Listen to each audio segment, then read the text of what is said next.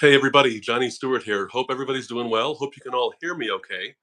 I am trying to figure out how to do this with multiple people. So I'm hoping that I will get this right because this is my first time doing a podcast with someone else, like Taj Farrant's parents, who are going to be here hopefully in just a moment.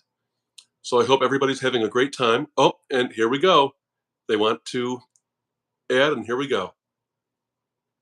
Hitting add.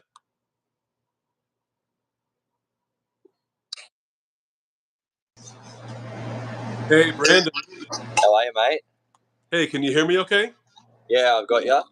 Oh, that's good. It's so great to see you. How are you? Good. Here's the Queen. Hi, how you going? Queen. Cassie, how are you? Good, thank you. That's good. Thank you so much for being here, guys.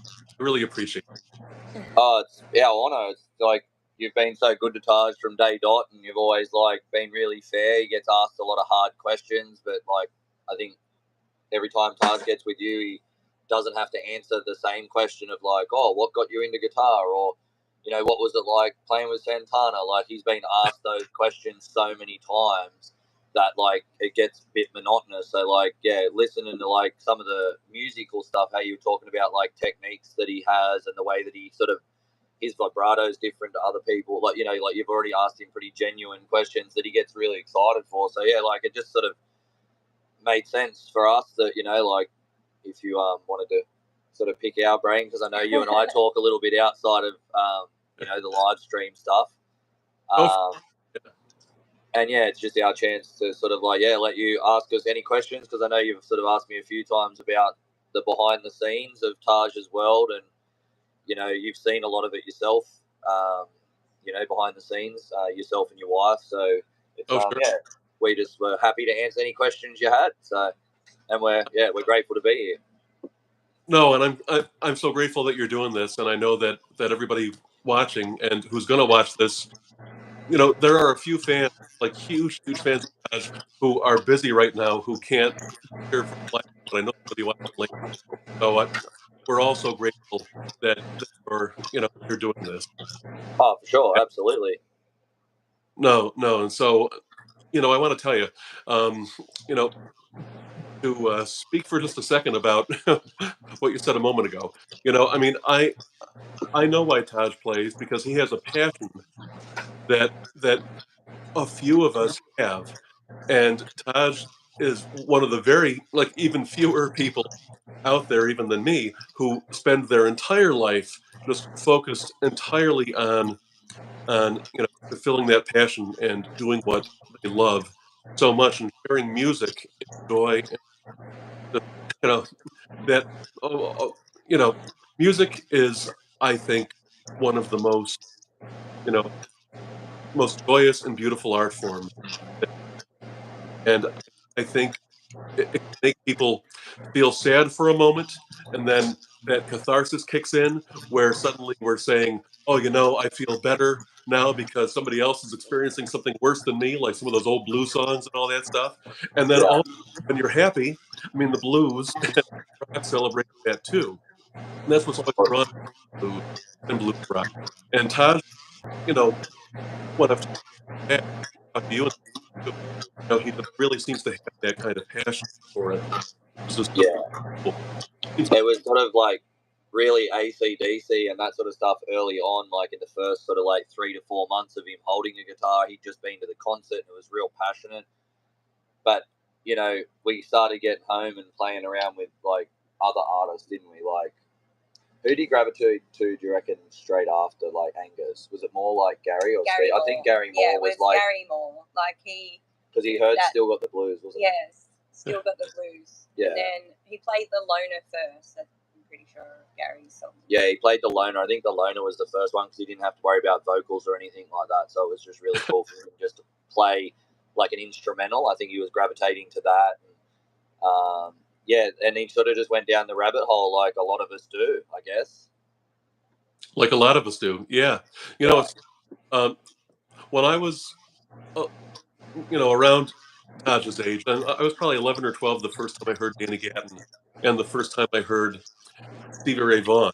And my dad was a career musician, so my dad was always playing, 3, 4, 5 nights a week everywhere, and playing for some decent money one place, and then $50 the next night, driving 3 hours one way and stuff, because that's just the life. That's how it goes, And he, you know, I grew up around music, but I started to really take it seriously when I was like 11 or 12. And I got my first real guitar Stratocaster, when I was 6 years, and then I started really, and I got my favorite guitar, an Epiphone Les Paul, and the Les Paul has become my favorite guitar, ever since I got that when I was 7 years old. So, I gravitated towards that myself when I was a kid. But I mean, I just think back to, I watched what Taj has done, what you and your family have done for him. And to do what he did, so that now at 14, 15, he can be doing what he's doing currently, fourth tour, which just it blows my mind. It's the coolest thing. Yeah, I think the thing is with like what Taj does is that it's infectious. So like what he does is really infectious. So like Yes. he's Yeah. very talented and all of that, but Taj has an aura about him that you just want to be around him.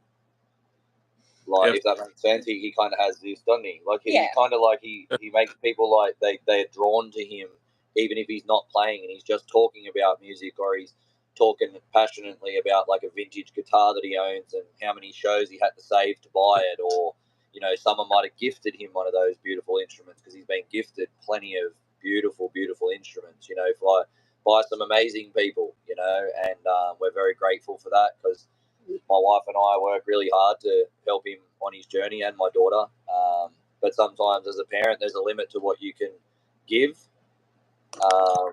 And yeah, like, we're just very grateful for the help that we've had along the journey, because it hasn't been easy. And it's definitely getting easier. We're getting better at it. We've been saying that a lot this week. That seems to be our new phrase. It's like, all right, well, we did that, but we didn't quite do that the way we wanted it to, but next time we'll do it. And then sort of we do it, and then it's better, and we're like, see, we can do this. Like, It's definitely a different journey for us. I mean, I'm sure Brandon said we're not from this background, so I guess we're all learning it together, and I think that's what brings the closeness, because Taj is passionate about the music, and we just want to make sure that he's protected and that he gets to show everybody.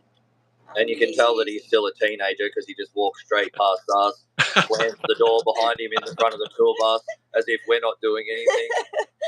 Hey, but that's cool. I mean, that's what it's about, and that's part of what I love about you guys too, and your whole family, because you let Taj and Jezel be teenagers and just be themselves. It's like when we were at the Nam show, it's funny because I mean, I saw you guys a bunch of times, through the show, like not only for the 20 minutes I got to, like interview Taj and all that, which thank you again for that. I mean, that was so cool. And, so many people have loved that, and the clips, from later that night, like when he played at the Marriott and all that at the show.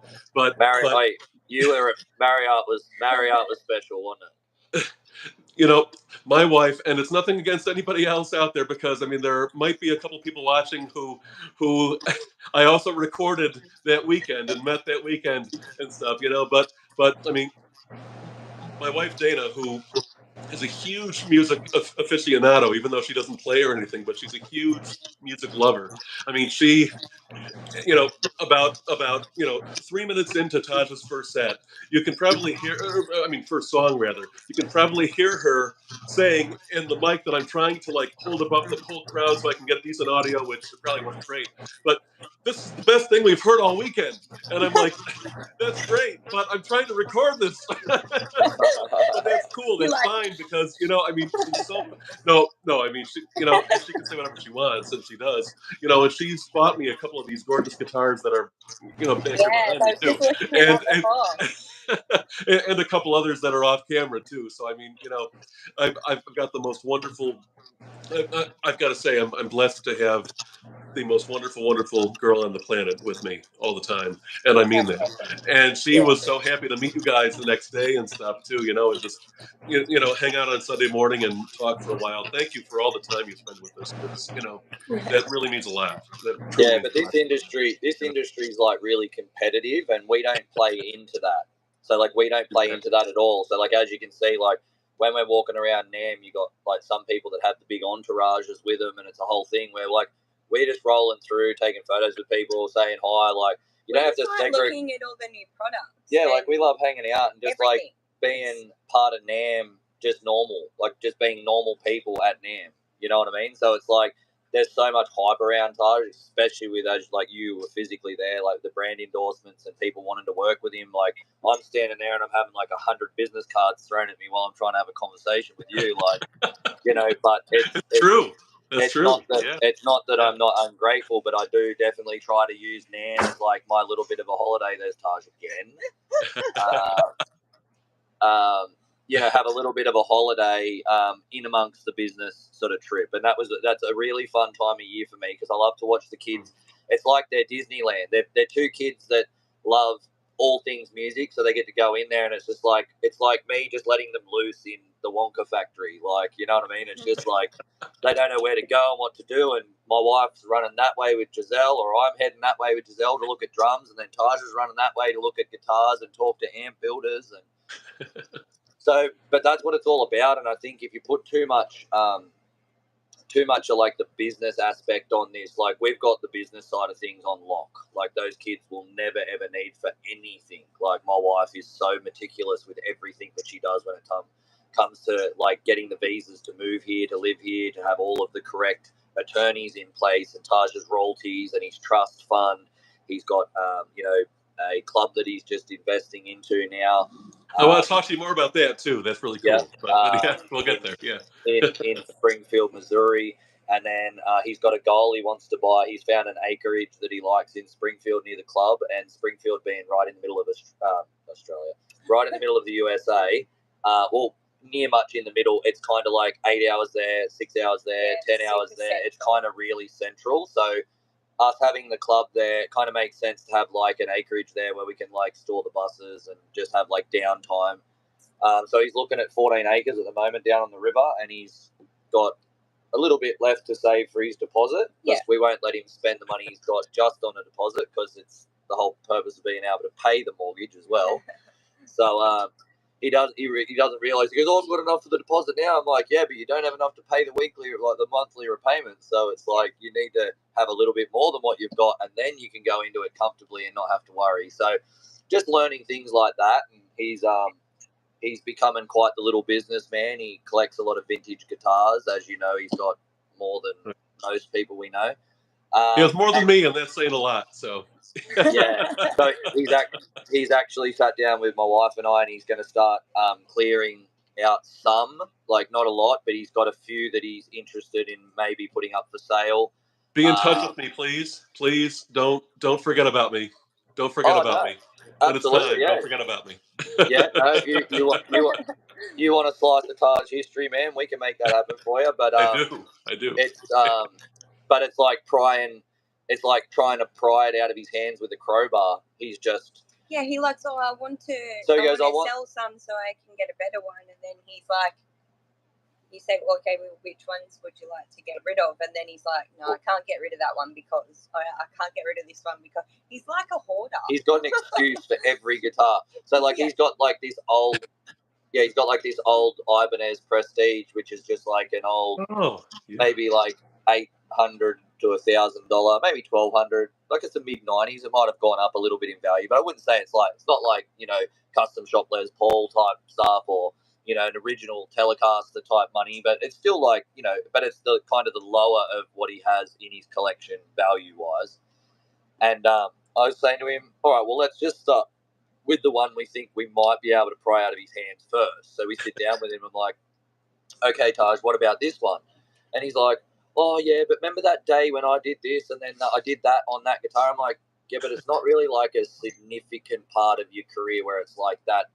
It's like, you know what I mean? It doesn't tie to like, it's not the guitar he played on Ellen, or it's not the guitar he was on stage with Santana with, or it's not the guitar that Kiss gave him, or the guitar that Santana gave him. Like, there's those iconic moments in his career, but like every little detail, it's like this guitar really has no provenance with it apart from he owned it and he's played it a few times. He's just a hoarder. But he just goes like, oh yeah, nah, this one's really got like this. Remember that day we did that? And I'm like, are you going to give up any of these guitars? And then he's like, looked at both of it. He's like, no, probably not. Like, Probably not. know, Yeah. yeah. Trust me, I've been in the same boat. I mean, I totally understand, and trust me when I say I respect that. I mean, I respect that. You know, it's funny. Uh, I grew up in a household where my dad was constantly buying and selling guitars, but there was a core group of guitars that were never going to go anywhere.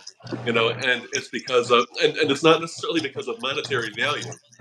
You know, I mean, trust me. At one point in my dad's life, he had 7 white Falcons, 7 Yeah. original Gretsch White Falcons back in the late '60s, and any one of those could have like paid for the mortgage on my house, you know. And all those are long gone. But there are Yeah. other guitars that are just very important to him, very special, Yeah. that I still have now because they were special to him, so they're special to me, and they're not high value instruments, but they're instruments that are never going to go anywhere for that So very like reason. we've got one instrument at the moment that like he would give it. So he's got one guitar he'd give up at the moment, and you know the Peter Green HP Les Paul he played on the AGT, the one he played Purple Rain on Australia's Got Talent. Yes. Like that moment and that specific guitar is huge. But like here he said, he goes, oh, like I want a 50 whatever guitar. He goes, oh, I'll just sell that. I'm like, dude, you got that guitar on Ellen, like given to you like on the show, and then you played it on Purple Rain at AGT, and he's like, yeah, I don't really have an attachment to it, to be honest. And I'm like, but that's like, the oh, whole I don't purpose really of like what. He goes, I don't really like playing it. I'm like, yeah, but like, do you understand the importance of like the moment that was in your career? That's probably top 3 biggest moments you have in your whole career. So like, if you value that guitar right now at even just its retail value, it's probably a $7,000 guitar, between $5,000 and $7,000 for that to even try and replace it. If you can find one, because they don't make the HP anymore, it's got the cutaway. It was all chambered for him. It's a lot lighter, but it's still got the right harmonics to be able to get a lot of sustain and all that sort of stuff. Because a lot of, you know, you chamber some guitars and you start losing that part of the quality, you know. But he honestly hasn't missed a beat on that guitar. But like, if you said to him right now, he goes, "Oh, like someone offered you that," he'd be like, "Yeah, get rid of it. I'll go buy this." Like, he has no attachment to it. But the one that he wrote, like a song for his mother on or something like that, that's the stuff he cares about. Like, you know. Oh, I can understand that. Yeah, but I've see, got to like, say, if I talk to him about a performance, say, "Oh, this is the guitar you played on Australia's Got Talent," he's like, "So," and I'm like, see, because he's so focused on the instrument and what the instrument can do. do and help him do to express himself. You know, and it's funny because you know, I'll tell you the guitar that he really wants, because I remember I asked him about this. What is his holy grail guitar? And he told me back in January at the Noun Show. So unless it's changed, that would be an original 1958 Les Paul. And most collectors especially are like, you know, dead set on 59s. Yeah. You know, with like the more figured wood and, you know, the tops and all that stuff, like the more, you know, the more highly figured maple tops and all that on a 59. He You know, likes that and real this is the 59 raw. reissue right here. So I mean, so Yeah. that's like kind of the guitar he wants, but he wants a 58 because he likes the neck profile on it better. He told me, and he likes how they feel in his hands better. And it's like, this kid is 14 years old when I'm talking to him, right? It's like, when I was 14, I don't think I knew the difference between, you know, a Strat neck profile and a Les Paul neck profile and a 335 neck profile. I just knew that I like to play guitar. I mean, he is so like focused on what he wants and loves and enjoys. It's just amazing to me that he does that. It really is amazing to me. And I think that's a credit to like us talking about the NAMM show. So like the NAMM show became our family holiday every year, and it was kind of a holiday. We've made it a holiday. So like every year we go to NAM, we get an Airbnb, we roll in, we all of these mates from all around the world are there. Like you think about Taj rolling in and all of the other young kids, like the young prodigies or music kids or whatever you want to, I don't like that word, but you get what I'm sort of exact. That all those kids click together and they all become friends because the first NAM was like 6 years ago. Now they're all like 15, 16, 18. And it's funny looking and you're watching them grow together because they're all so small, and then now you see them at NAM and you're like, they're just like all young. Well, adults, some of them, you know? some of them have become like our nephews, and you see them walk in and they turn around, they're like, "Hey, Auntie Cass," like, and they got deep voices all of a sudden. You're like, "What? Where have you been this year?" Like all of a sudden, you're like, "Who are you?" You're like, "Hi, Auntie Cass," and you're like, "What is happening?" Like, they're all growing up so fast on us, bro. But you know, at the end of the day, I mean, my legacy is my children. I say this all the time. Like, my legacy is my wife first and foremost, and my 2 children to live comfortably and not need for anything. Like, it's nice to know that the electricity bills are paid and the bus is paid on time and things like that, because you do sacrifice so much to get this off the ground and make it what it is. And it's one of those things. It's nice to sort of sit back. Are we crushing it yet? No.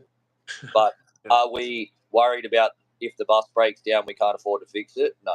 And I think that's the difference. And I think that's kind of what we gauge our success off, being able to accomplish, being able to just have normal things and a normal life, but not have to worry about where that next thing's coming from. Where are we going to be able to afford Jezel to get to the next town for him to do a show? We're out of that part of the rut now, and that was a really, really hard hurdle for us to get through. Financially, it was. Yeah, and it was also learning what way was best to do the tour. So was it better to fly? Was it better to drive? Was it better to have diesel pusher or petrol? So we've tried all of it, and it's like now we've figured out the parts we don't want to do again. Yeah, this works for us because the kids are more comfortable because they have kind of like a home unit. So that's their normality. So Taj's dog's underneath the table, and it's he just ate we call them a texter in Australia. So, but it's a sharpie. A sharpie. Full just ate the top off it. And now I'm trying to be all professional and this, and he's just chewing on the end of my big toe, and I'm trying not to show on the camera that it was hurting, but he's full chomping down on my foot. God bless it. I get it though. If my dog Buster was in here, no one would be able to hear what we're saying because he would just be barking constantly because something else is going on that does not involve me petting him. So I totally get it. Yeah. He's over there now. And I'm glad you brought that. Oh, I'm sorry, Cassie. Go ahead. No, you're right. I was just saying he's over there now, so he can. Oh, okay. I want to tell you guys. I'm so glad you brought that up because I've posted a bunch of videos of Taj playing and of our interview and stuff like that, and overwhelmingly the comment, people's comments are positive, which is so nice to see. Always. But every now and then there's that one person, who's like, "Oh, they shouldn't be parading. What kind of parents would parade their children around like that and stuff like that?" And it's like, and so I respond and say, I've met them. I know Brandin and Cassie. I've met the family. I think their heart's in the right place. And then they sort of shut up or whatever. But I'm so glad that we can do this and talk because what you just said about the sacrifice and wondering what whether you're going to have Jezel to get to the next town and all that stuff. That's all stuff that real working musicians wonder all the time. We all, and what I think if you don't go through it and you become successful, I find they're the people that have not really had to work and grind. So when they do become successful, they're not as appreciative. So I think this is a sentence that I use quite a lot, and I say this to Taj. It's nearly worth getting tattooed on you. It's like the mantra of our family. I said to Taj, when you make it on your own, it's going to taste all the sweeter. And he didn't Exactly. understand. Yep. He didn't understand what I was trying to explain to him at the time. But now he's starting to see, well, I can do those 2 shows this week, and then that money from there, Mum will invest into that. And then by the time I get off tour, the money we invested there, we can pull back out, and we've doubled that while it's sitting there doing nothing. Mum's investing it into things to pull it out and make it more, so that then, like, now we've got the club. So with the club, then the club will then allow him to go and buy a house. If we go and buy a house now for him, it's a liability. He has to go out on tour to pay for that asset. Where we bought the club first, and we have the club situated where the club will generate money to pay the mortgage now on his house. So if he doesn't want a tour, he doesn't have to. It's unfortunate. Right. A lot of, so as I said again, our background's not music. We love music and appreciate it, and I think that's also what's great about music. You don't have to know anything about it to appreciate it. But we did run successful tattoo having businesses, and I think a lot of musicians lack that because they are musicians. Yeah, they're so focused. Like passionate people. They want to absolutely just express themselves, and they don't generally care about how much they get paid, or who they're playing to, as long as someone's listening and they like it, and that's great. But then they get taken advantage of so much that they can't survive, and they can't invest, and they can't have a successful career. They have to go to work and then try to do that on the background. Like, it is one of those things that you have to go all in, and you do have to be prepared. I mean, we built our brand. To come into the industry. Yeah, we built our brand to come in, and when we did this Fortage, we basically sat him down and said to him, "These are your options, and this is what it takes." And it was option 1 was like sign to a label. They lend you the money. You're there for two album deal. They'll front X amount of dollars, but out of that money, you have to then pay for the record, the film clips, the production, sound engineers, mixing, mastering. All of that has to be paid out of that cash advance. So say, for instance, they give you $2 million. You have to produce the album, live on that, pay your mortgage, food. So it might sound like a lot, but it doesn't, because some records you could spend $3 million just producing it and building it, and film clips, and, like, you know what I mean? Yeah. Advertising, marketing tours all around the world. Like, so it doesn't take long to spend it. So it's sort of like what Cass was getting at before, the marketing, sorry, not the marketing, but like the company side of this was really important for us to do right and do it correctly, because, you know, when we're no longer here, if we structure it and put it in a way where Taj is looked after, then he won't ever, like, not just Taj, but Jezel. And Jezel as well. Absolutely, yeah. But they will never learning the business. Yeah, they'll never need for anything if they see how we put things in place, and they know what our expectations are of our staff. And then if we decide to take a step aside and he has somebody else come in, he'll still have a really great understanding of how his business is run, because he's grown up. So, like, contracts came through only like 3 days ago for a whole heap of new events that we've been offered. So Cass sits down with him and says, okay, this has come in, this has come in, and this has come in. This one was, I think we had an offer for India, like 5 days in India at like a really cool blues festival. Oh, nice. So then he sits down and he'll say, we break it down. I get paid this much. I have to pay for X amount of flights. So then he goes on and looks at that time of year for the dates, and he'll look at how much the flights are. Then he'll subtract that off the top number, and then he'll look at like how much the visas are for the working visa, and whether it's a fast track visa or whether we have enough time to apply for it 6 months ahead. So then he'll know how much that cost is. So say, for instance, they offered him $15,000 to do a festival. His overheads to get everyone there, backline hiring of the amps and stuff, depending on what country you're in, and, you know, or it may be excess baggage to get your rigs over there, return an extra $500. But he can break it down. He can go, okay, well, I'm left out of that $15,000. I will make $4,000, and he just goes, do I want to get up and do a 2-hour show, a day flight there, a day flight back, time change, body clock for that amount of money? And then he'll go, yes, I think the opportunity outweighs the money. So I want to go and play to 40,000 people. So he knows that he can go and stand on stage for that for like half the amount of what he can by doing a 150-seater around the corner. But he gets to go to India, he gets to go with the whole band, and then do you know what I mean? So it's like he drives this ship. He gets to make the formal decisions on what he wants to do. And we're basically just like a set of bumpers. So if we feel like he's veering off course a little bit, just read all the legal jargon. Yeah, we read Right. all the legal. Yeah, and we only present him with the ones that we know are like Suitable. reasonably fair and suitable. And then it could come down to something as small as like he might make an extra couple of $1,000 doing that job, but he doesn't want to drive 8.5 hours to get there. He'd rather take the job that's only 2 hours to the next town. And so he really makes every formal decision around his career.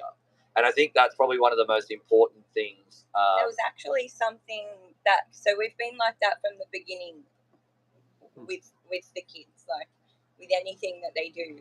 And it's something that Brandon and I have been ridiculed probably our whole lives for, that you shouldn't talk about that with your children. And I'm like, yeah, but they are the business, if that makes sense. Like, they're the ones that are doing it.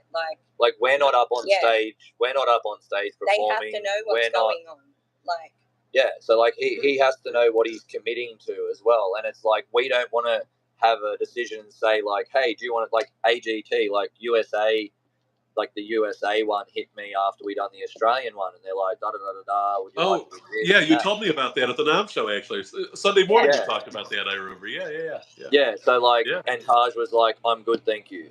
And like, even if they offered him $1 million to feature on there, he would. Like, it's just not something. He has a legacy now, and I think like he wants to be known as the kid that had come up and he played 5,000 shows, like before he had to make it and had to grind, and you know, the bus with the broke down, and because like he goes like, people will look back at my career, he goes, and that no one can say I didn't earn it. I guess things exactly in right. the industry have, and then it comes back to changed. it'll taste all the sweeter, won't it? Yeah. Because no one can take that from you if you've earned it, and you haven't just like, oh wow, I put a YouTube video up, I become famous off that video, and then I signed to a marketing company that put $1 million behind me, and all of a sudden I don't know how to perform in front of anybody. Yeah, but you've never performed in front of anybody live. So like taking him from the YouTube camera, filming every couple of days like we would, versus now he gets to play live on stage on the other side of the world, because there was a transition. Exactly. You can't just it's not for longevity.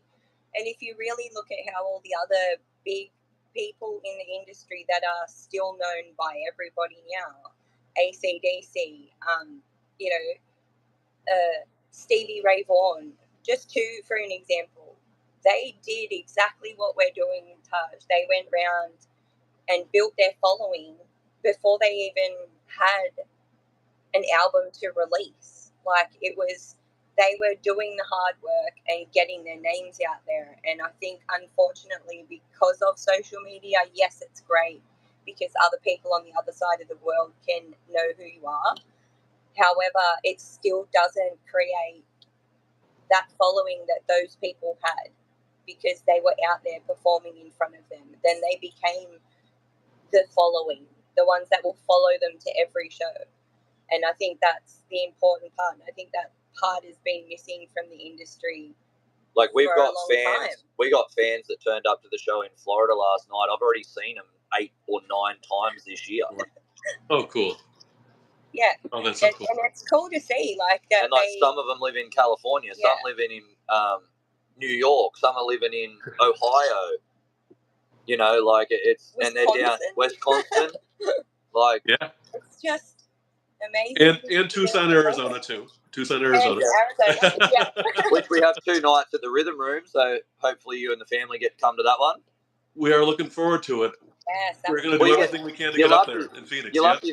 There's 2. There's the Friday and the Saturday night, which is the 8th and 9th, I think it is, August. So yeah, that'll be fun. We can roll out and you can have 2 nights back to back if you wish. That'd be fantastic. We're hoping to come up, and we're going to do everything we can to be able to make it there for that concert and see you guys live too. Because just hang out and see you in person again too. That'd be fun too. Yeah, for you sure. Also get to see how we run the outfit like when it's showtime. Yeah, because it's different to like Marriott and stuff. Like Showtime's crazy, like with all the merch and just the way that it's structured and the meet and greets and just to see. Like people touch him now and they like pass out and faint in that Nelly. Like it's crazy. Like it's like Cass and I really just still don't understand it, but we're really, really grateful for the passion and that, because that industry's lacked that for a while, like. Not that there's not like heaps of passionate artists out there either, and absolutely, totally agree. But it's just like I haven't seen like myself personally. I haven't seen like what they'd have like that phenomenon artist where people like I mean you got like Taylor Swift and Harry Styles and those sorts of people, but like you haven't got. Remember that, like that Prince and that Michael Jackson passion where people like literally stand in front and just cannot even believe they're standing there type stuff. Like, it's just crazy to watch the fan base growing, and it's becoming really, really like organic. Like we don't pay for like sponsored posts. We don't pay for any like marketing or anything. We just put it on our Facebook or YouTube, TikTok, just put a video up and just be like, hey, we're doing a show here. Who wants to come? Like, and it's cool to see like the people that have been to a show, like a lot of Taj's biggest fans are obviously a lot older, because that's the music that they grew up with, and it's something familiar and it's something that they love. But we're now starting to see, but what's starting to see happening the transition. They're coming back with their granddaughter or their kids are bringing their kids, so it's like becoming like a three-generational thing. And it's cool to see all of them come and all of them enjoy the same style of music, even though the kids probably don't even know what that music is. Do you know what I mean? Like it's nothing you hear on the radios or on Facebook or TikTok or anything like that, so they don't really know. So it's cool for them to be brought to a concert to a child that is their age or a teenager that is so passionate about the blues and the, blues rock and all of that. I totally agree, and I've just got to say, I mean, it's so wonderful to see someone young like Taj, with such passion for the blues and playing the blues. It's funny. You've got, like guys like, like my age, Joe Bonamassa, they're sort of like the younger people in the blues. Larry McRae, I think, is probably pushing 60. He's one of my favorite players, and I've met him years and years ago and stuff, and known him for a long time. And my dad played with him a little bit here and there, which was fun, But I mean, those younger guys are now like, in their 50s and 60s, or 40s, like me, like Joe Bonamassa. Sorry, Joe, you're not 50 yet. You're far from it. I promise. But it's just as funny that like, you've got Taj, a teenager, who's exposing, like you're saying, and I'm so glad, exposing this whole new, like young group of people to Well, such I think the people like Bonamassa. Yeah, I think like the people like Bonamassa and stuff, like they're so iconic and they're so good at what they do. Yeah. And it's just a really hard market to tap into a 14-year-old if you're from. I guess if they're seeing the blues, they don't see, or they're like, oh, how can a 14-year-old, do the blues? Like, no, what I'm trying to say is like tapping in. It's like from a marketing perspective and from like a manager's perspective, his camp. Like we finding it really hard. Like we have a product of the same age of the demographic that we're trying to reach to, and we have trouble trying to get Taj in with the kids because of the genre. So like if you listen to Bad Trip, it's blues rock, but it's got like this real contemporary new blues type thing. Taj trying to not reinvent the wheel, but add something new that these young kids are going to still listen to, and it's like it's the base of the songs, all the blues, but it's still got to be current and edgy so that these young kids are trying to attracted to it.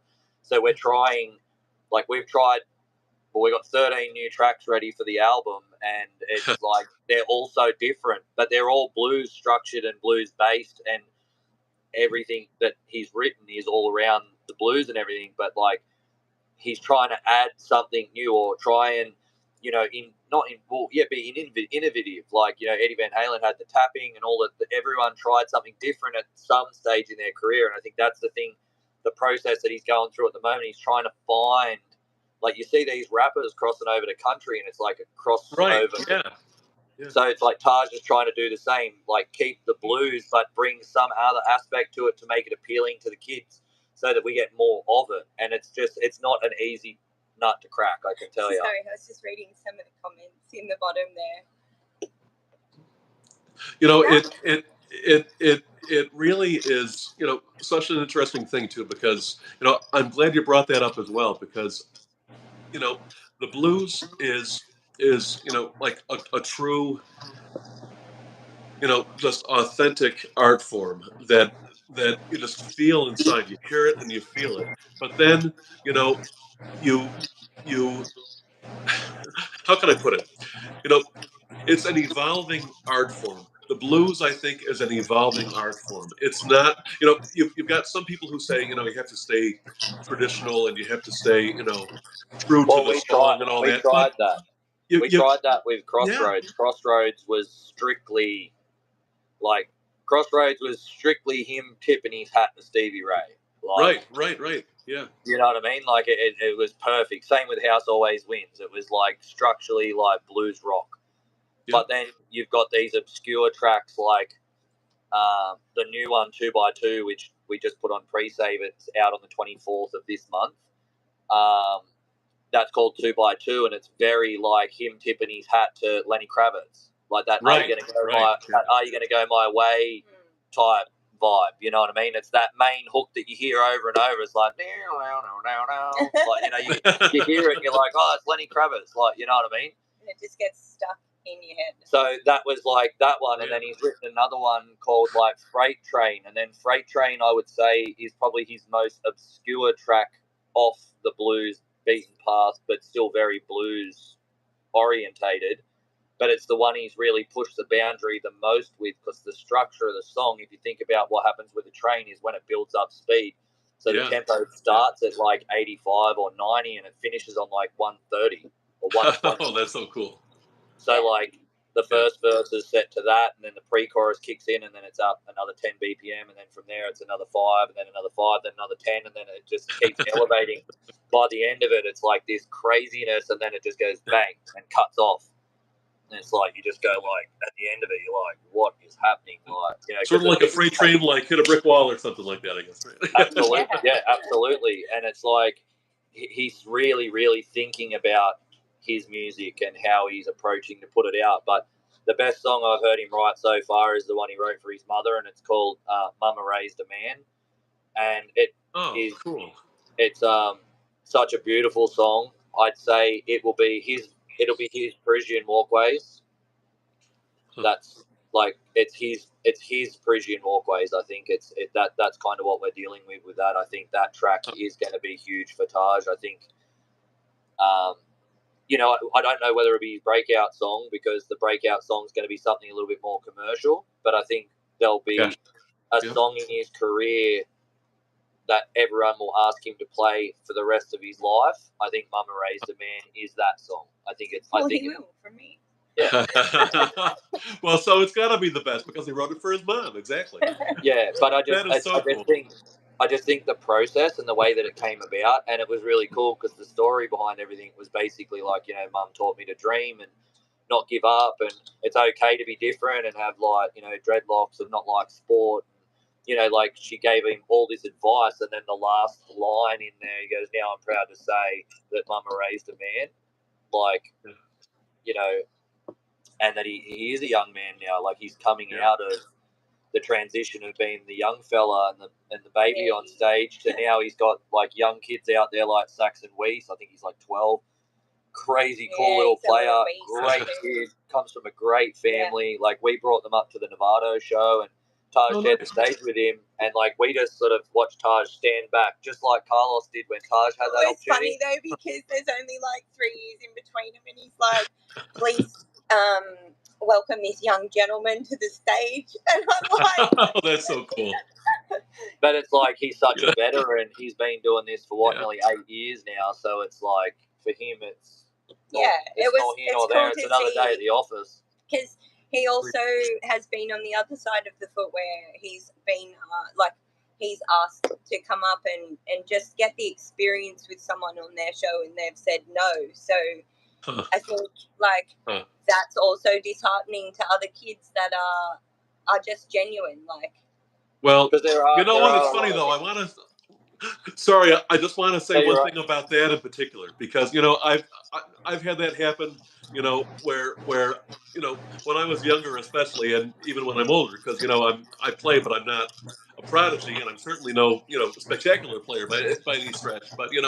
But sometimes people will, when they're doing their show and all that. I mean, you know, I grew up with a wonderful group of musicians, my dad's friends, who like you want to sit in, you want to play, pick up an instrument and play. If you're a guitar player, if you're a bass player, if you're a drummer, get behind the kit. I mean, just everybody just plays, and then you meet somebody like that, and it's like, that's really not that great of a feeling when you're in that sort of an environment where somebody's like, no, it's my show and I'm going to do it this way, and yeah, that's the show. But it made me feel better. I was probably Taj's age, like 14, 15, around there, when I watched a documentary, like an old VH1 documentary or MTV or something, on Jimi Hendrix, and Jimi Hendrix used to want to sit in with all these bands, and that was like in like the early '60s when it's like union musicians. It's like you've got to stick to the script and all that stuff, and you're playing this song, playing it this way, and this many bars and this many like verses and one chorus and one lead and all that stuff, and then you end the song and like like dance band sort of stuff. And apparently, like, he used to get shot down all the time, in large part because of his race, which is horrible to begin with, Yeah. but but because of how he looked, they wouldn't let him sit in. And it's like, what I'd say to that stuff, and I'm sorry, Mom, my mother's watching this, so my apologies. You know what I say to that? This is what I say to all that. Because music is supposed to be inclusive. It's supposed to bring all of us together. yes, And Taj obviously does that. And it's so nice, it's so cool that, somebody his age is taking a younger guitar player who's talented under his wing and helping to show him through the business, like you guys are doing for Taj and for Jezel. yeah, Showing them, how to make it through the business. It's just the coolest thing in the world. We were just really fortunate that like Santana like was so generous to Taj and gave him that stamp of approval, basically, to say that he is that good and he will have him on stage. And he did just let Taj shine. He just like, I couldn't be more grateful as a father for the opportunities that Taj has been given. With like Gene Simmons and the boys from Kiss and Oh yeah, Orianthi and Rob Thomas and Matchbox 20 and like all the people that he's just been so fortunate to like share the stage with. And like, Andy Timmons at NAMM like saw Taj and was like, come here, mate. Like, and he's like the coolest guy in the world. Andy Timmons is like the coolest guy in the world. Andy's like, and same like Eric Johnson sent Taj a video message and he's just like, I'm so proud of you, you're doing so good, and I see you out there killing it. I heard you got a whole heap of new shows. Just keep your health good and make sure your diet's good while you're out on the road, mate. Try not to, like slack off, sort of thing, and just like good touring advice. Like Steve Vai, like sent an email, really like email. it was like beautiful. This big long email saying, just touring advice and stuff like that, and it's just like it's really really cool. Because I think they're his trophies in a sense when you think about it, that those people would go out of their way. They've got so much happening. We do. We know how busy we are. So, like, imagine how they're... You've got so much happening. Like, I feel like I was afraid to text you an hour before the show and say, hey, here's the link to get on, because, like, I know how busy you guys are. And I appreciate, I want you to know, I appreciate the time that you spend talking to me and the time you spend with me. And Dana does too, because, I mean, you guys are so busy. You're not only raising a family, you're also running a family business. And there's so much more I've wanted to get into. I don't know how much time you want to spend. I know we have, we're like 49 minutes almost here, so I don't know. I don't want to keep you all day. Ask a few questions, and then we can we can wrap it up. Like, if you run out, like, you only got a couple more questions. I think you only had a few anyway. So just shoot off what ones you got, and we'll give you our honest opinions and honest answers only. Exactly right. I've got a ton of questions from people who are obviously true fans of Taj and Jezel and your family. So I want to ask, um, um, well, first I've got to say I've got to give a shout out to Mel because when I emailed her a couple of weeks ago about this, like after we had talked and said we're going to do this, she said, "Oh, great! I'll set my alarm for a few minutes before 5 o'clock because I'm over in Australia." I'm like, "Oh my god! If I'd known that, I would have made it for like 2 hours later, so at least you could sleep until 7." So Mel, Yeah. thank you for that. Yeah, and she's been Mel is a so cool. big part of, like, it wouldn't. This outfit. Yeah, we had to run. bring Mel on. Like, so Mel, just to give a little background on Mel, worked for us for 2 years for free. She had another job and she saw the opportunity with Taj, and she worked for us for 2 years for no wages, and now she gets now she's the top dog. Yeah, she helps That is us so with good. everything. She's just our Swiss Army knife. We always say it like that. Is what Mel is. She came in as our videographer and walked out the person that runs. Like you look at people like, all the big successful people. There was always that one person that was the closest to the family, and they were like. She knows she knows everything, ins and outs of everything, like our whole life, and it's not even that. She's become Cass's best mate on the planet. And it's cool because like my phone rings and she's like, "Hey, bestie." "Oh, that's not you. Where's Cass?" I'm like, "Oh, well, way to play favorites, Mel. Nice, yeah. But at the end of the day, it's like I'm really happy because like this industry is really hard, and being out on the road like we are and touring and being in different states all the time, it can be overwhelming, for Cass to be a mother, a wife, a friend, a daughter on the other side of the world from her mum. We not long ago lost Cass's grandmother, and the kids lost a great man. And it was really hard to be here and not be able to go home. And it was actually the morning of the Nashville show. And oh wow, really? Oh boy. We sat down and we decided, we're like, if Taj clicks on social media and one of the family members has written like, "Oh, R.I.P. Nan" or something, and we hadn't told him, and he finds out not from us before he walks on stage, he's going to be pissed. So, I can understand that. Well, I can certainly understand that. But I didn't want to tell him either because I didn't know how it was going to affect him, and like we'd driven 11 hours to get to the next town. Like it was a big trip to get there. So it's like, do we do it? Do we cancel it?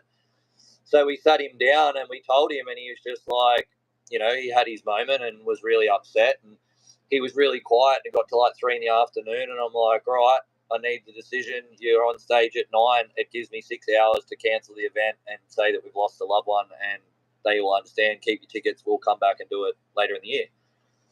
And he like looked at me and goes, "Oh, what you think? Great, and wouldn't want me to get up there and shred it?" He goes, "Of course." He goes, "You think I'm cancelling this show?" He's like, "Dad, you're tripping." And I'm like, but like that's how loyal he is to the fans, and like that's a true story. That is as true story as it comes. Like that's what you get with Taj. A lot of people don't know that. Still, 95% of people don't know that story, but he lost his. Well, I'm hoping a lot more are going to know it now after this, because I mean, Taj is so genuine. He's so genuine, and Well, look at how many. Like, I think he was talking to you about this. Like how many guitars he's given away in the last year. You look at how many. Like he's given away what, 30 guitars, 25, 30 guitars. Not to me. Not to me, but no, I'm joking. But yeah. But isn't it cool? Isn't it cool to see a kid that like he doesn't have like heaps of money yet?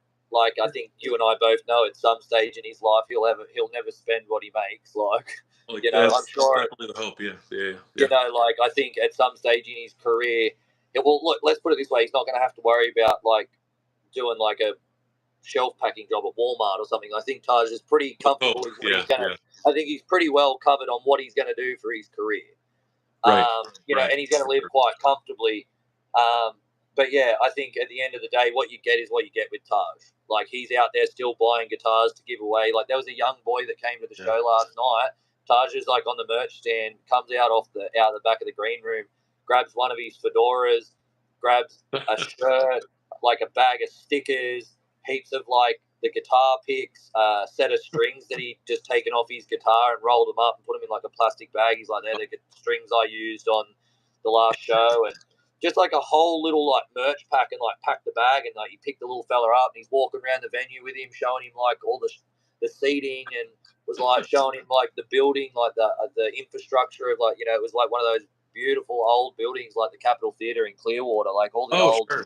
Oh yeah, like all the little filigree in the balcony seating, like just the really cool architect part of the building. He was like walking around with this little young kid. He only met him 5 minutes earlier, and he's out there showing him everything and just gave him like one of everything he had on the merch stand, and then like took him back to his parents and was like, here, like, all right, see you, little dude, like gave him 5, and then like at the end of the night the little kid was still up at like 11 o'clock or whatever.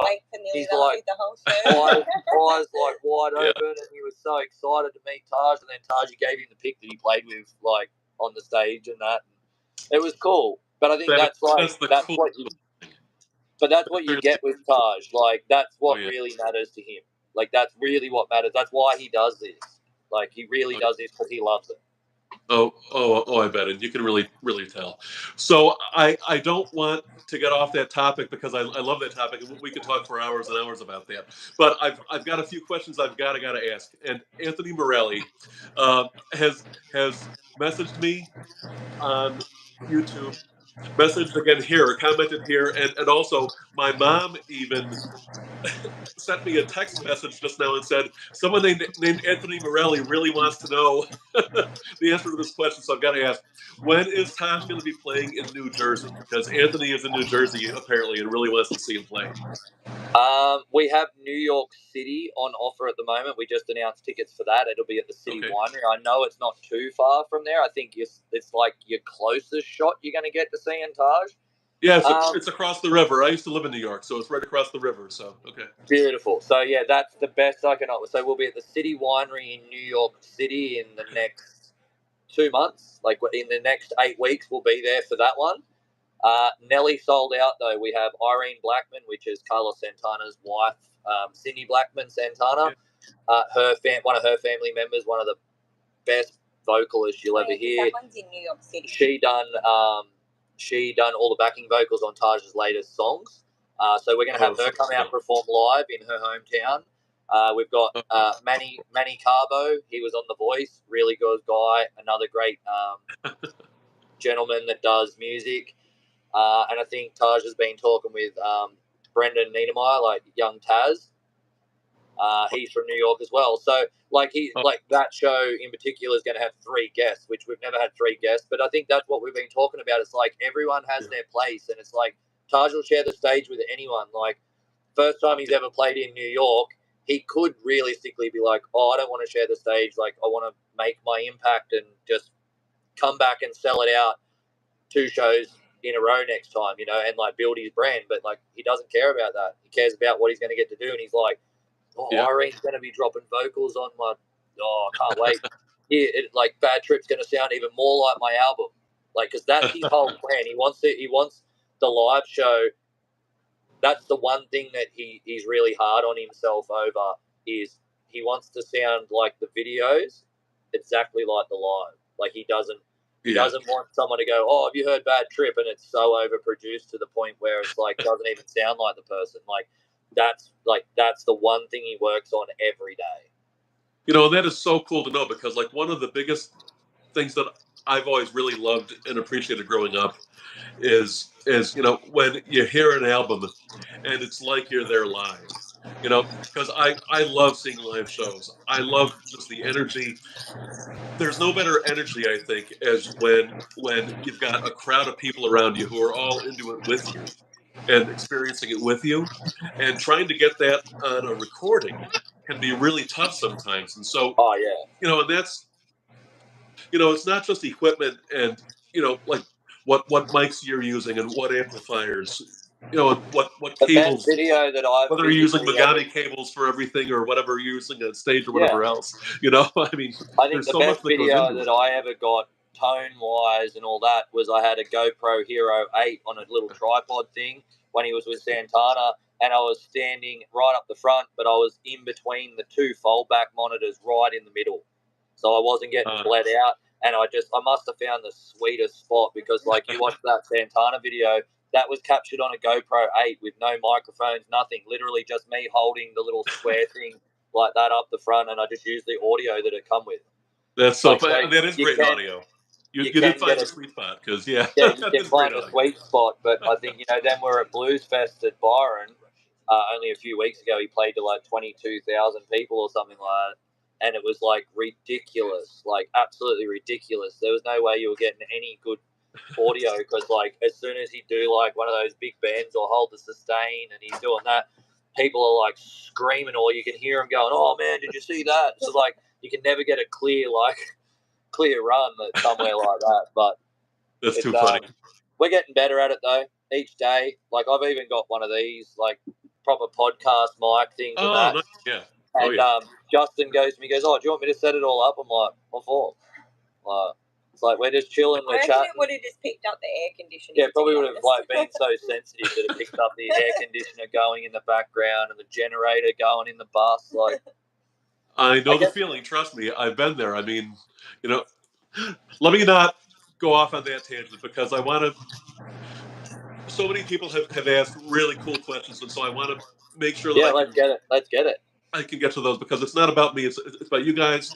It's about Taj, and I really want you guys to answer as many questions from the people who have asked them as possible. So I'm going to shut up, even though I'm taking 2 minutes to say how I'm going to shut up.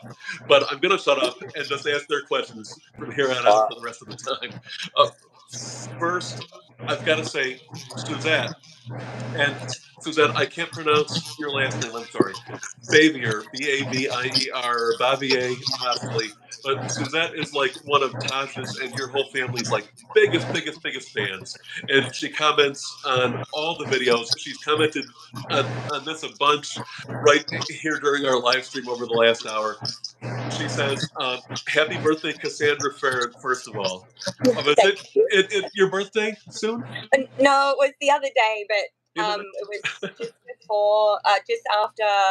2 days after the Raleigh show. Yeah. North Carolina. Oh, cool. Well, happy birthday. I wish I could take credit for that, but I can't. That's from Suzette. And she sends all the love in the world to you and your family, all you guys. Appreciate that. Thank you. And also Audrey Young. Audra, I'm sorry. Gee, I completely misspoke. My apologies. I completely misattributed that. Suzette is a huge fan, and she has asked lots and lots of questions. But it was actually Audra. I'm just getting my comments mixed up as I'm scrolling through. I'm sorry. It was actually Audra who says "Happy Birthday, Cassandra Farrant." So my apologies, Audra. And Audra's got 2 questions. Number one is: have all 4 of you, mom, dad, son and daughter, Taj and Jez, decided or thought about recording a song together in the past? No. No. It has been something that like I brought up with the kids that it'd be cool, like at some stage, like if there was something that they wanted to work on together. It might have been a little easier a few years ago. I think trying to get mum and I into the studio now, so like the kids are in writing more music. Like we're in Clearwater, in Florida, and they're being in the studio in between shows. Instead of like sitting around the RV park, they wanted to come to a friend's studio here, and Taj has recorded like 3 tracks in a couple of days. Like, oh wow! And some might not make the album, but he's just writing. He's just writing nonstop, or he might have them finished, and it might just not be a song that he wants to release himself. He might sell it to somebody, or give it to somebody to record. Or maybe that'll be a song that he doesn't release for 5 years. That happens all the time. You record, 18 or 20 songs, and 10 or 12 make it on the album because that's what makes the album. But those other songs are always there. If you want and I think that's what he's doing at the moment. And Jezel's just cut her first vocal. She's got really good vocals, and she doesn't put a lot of it out there, but she's been really shy, and she's a monster drummer, as we know.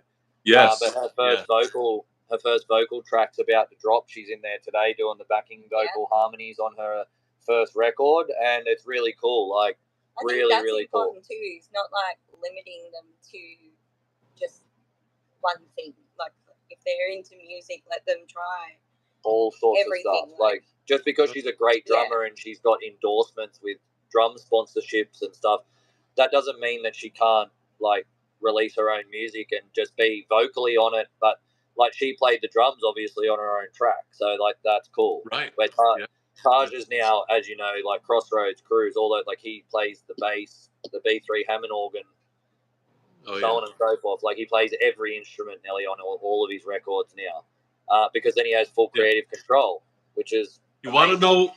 You want to know who else did that? Wolfgang Prince. Van Halen. Well, and so did Prince.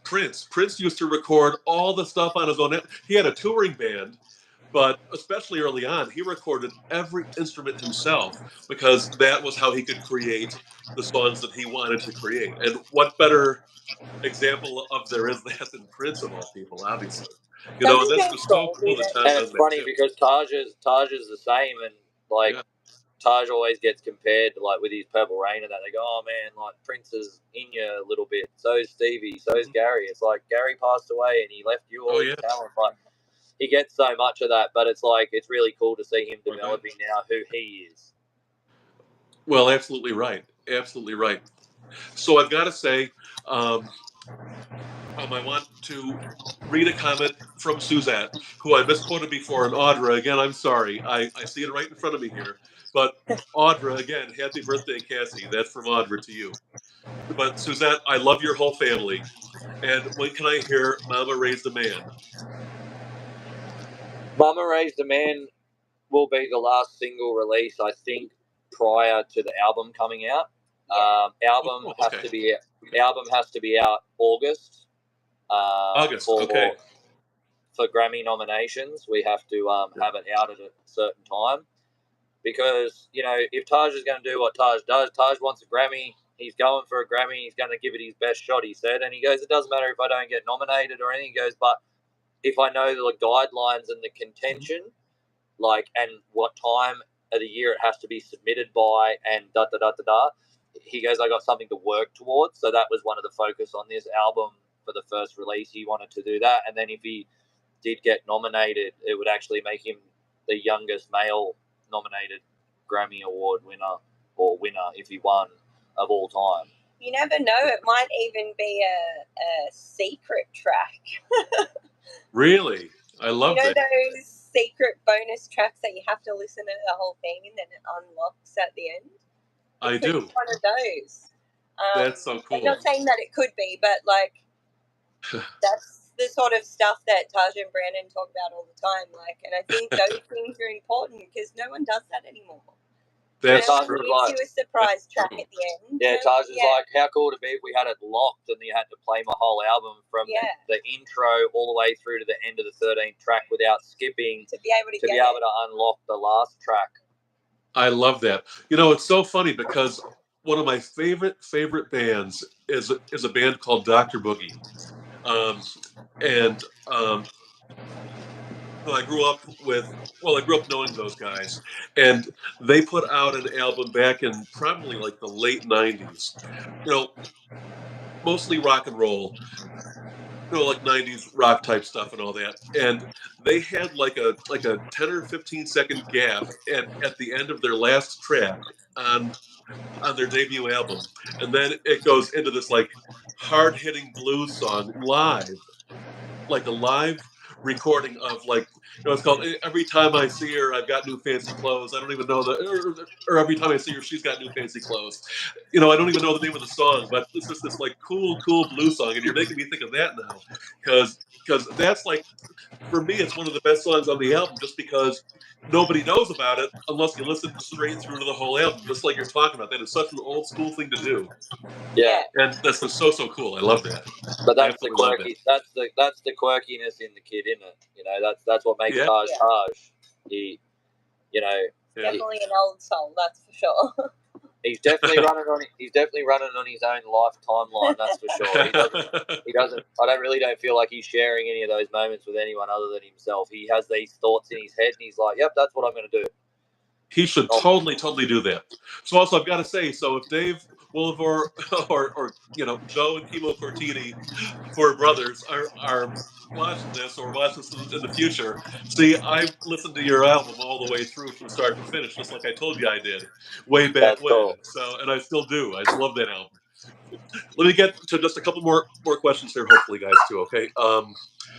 At Claire Manor 9Q9JX asks, has it sunk in that your son is writing his own songs written from his own experiences for his own debut album?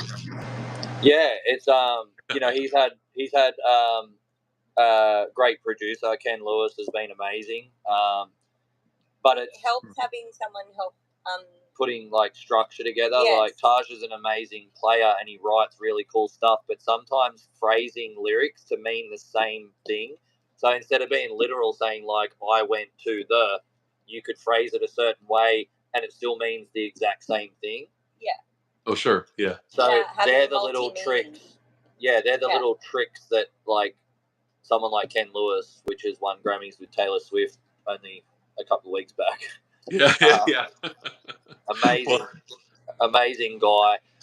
And he absolutely loves Taj to death, and it's a real organic friendship, and it's cool because he sees Taj as probably he sees Taj as a child, but I guess he sees Taj as more than a kid because he sees him as an artist as well. He's a true artist. Yeah, like himself. So yeah, he doesn't basically pigeonhole him to anything. And like when we started cutting records, he was like, "You and I both know Taj can write 1,000 12-bar blues and do a whole album similar to Stevie Ray Vaughan's, and it'll sell a heap of stuff, or Gary Moore style music." He goes like, and all of his fan base, but how's he ever going to cross genres? How's he ever going to, like Santana did it best, I believe. I think he was able to go from Latin to rock to blues to anything he wanted to because he was Carlos Santana. Anything he wanted to. Exactly right. Yeah. Yeah, and I think Taj wants that same thing, and that's sort of what we've been talking about.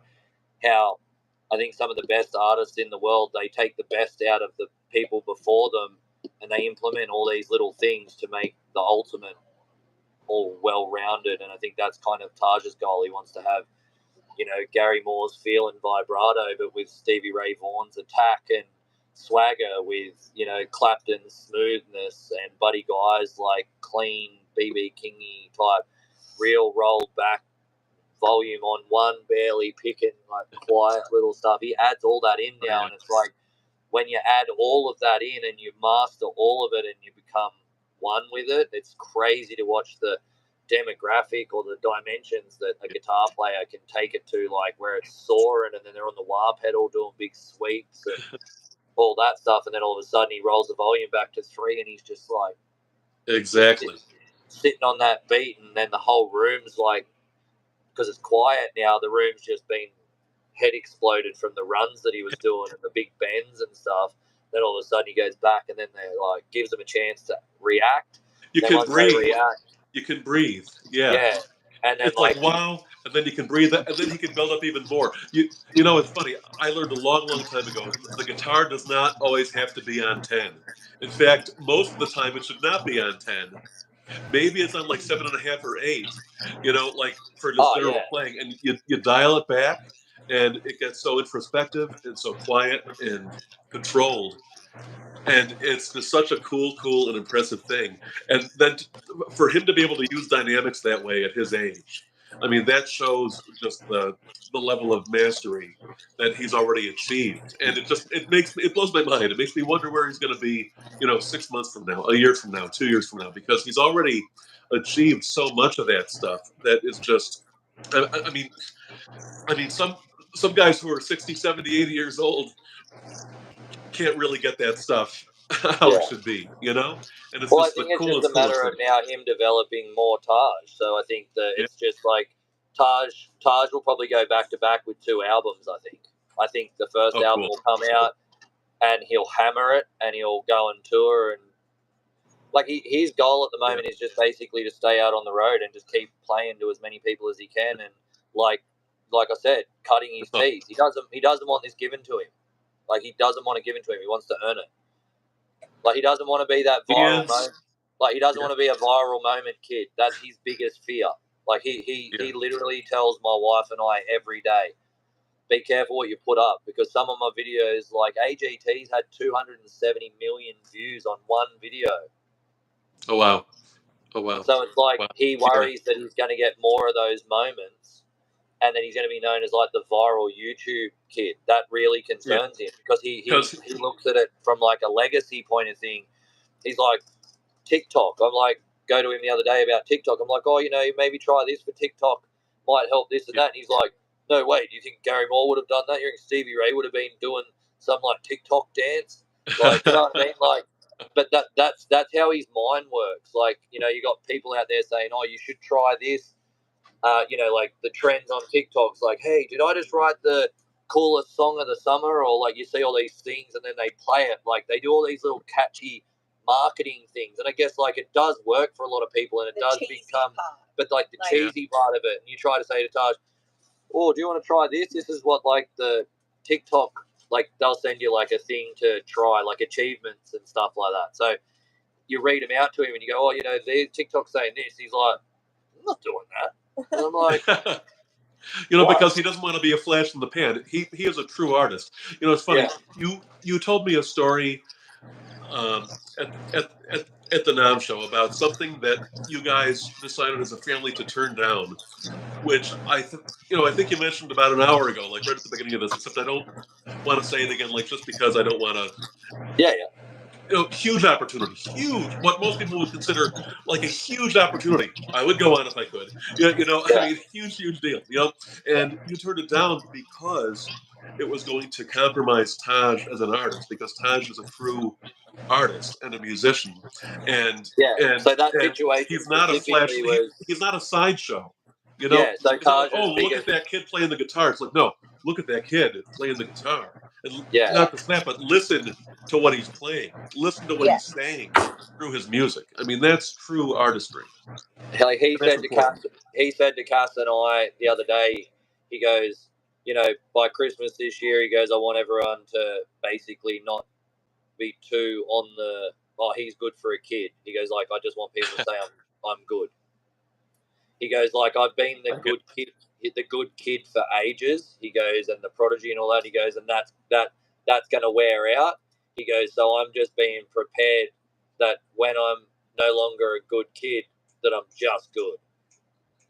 You know, you guys, you know, and Taj especially, I think really should talk to Joe Bonamassa if you can get a hold of him, because I mean, Joe went through the same thing. I remember, you know, like back when he was smoking Joe Bonamassa, back in Utica, because I grew up in Oswego, New York, north of Syracuse, and Syracuse about, you know what, like 70 miles away from Utica. So I mean, you know, and I'm like 4 or 5 years younger than him, and so like I was always looking up to him as like the like really cool like kid playing the guitar and all that, you know, and playing with BB King and stuff in Central New York, you know, like upstate, you know, all that stuff.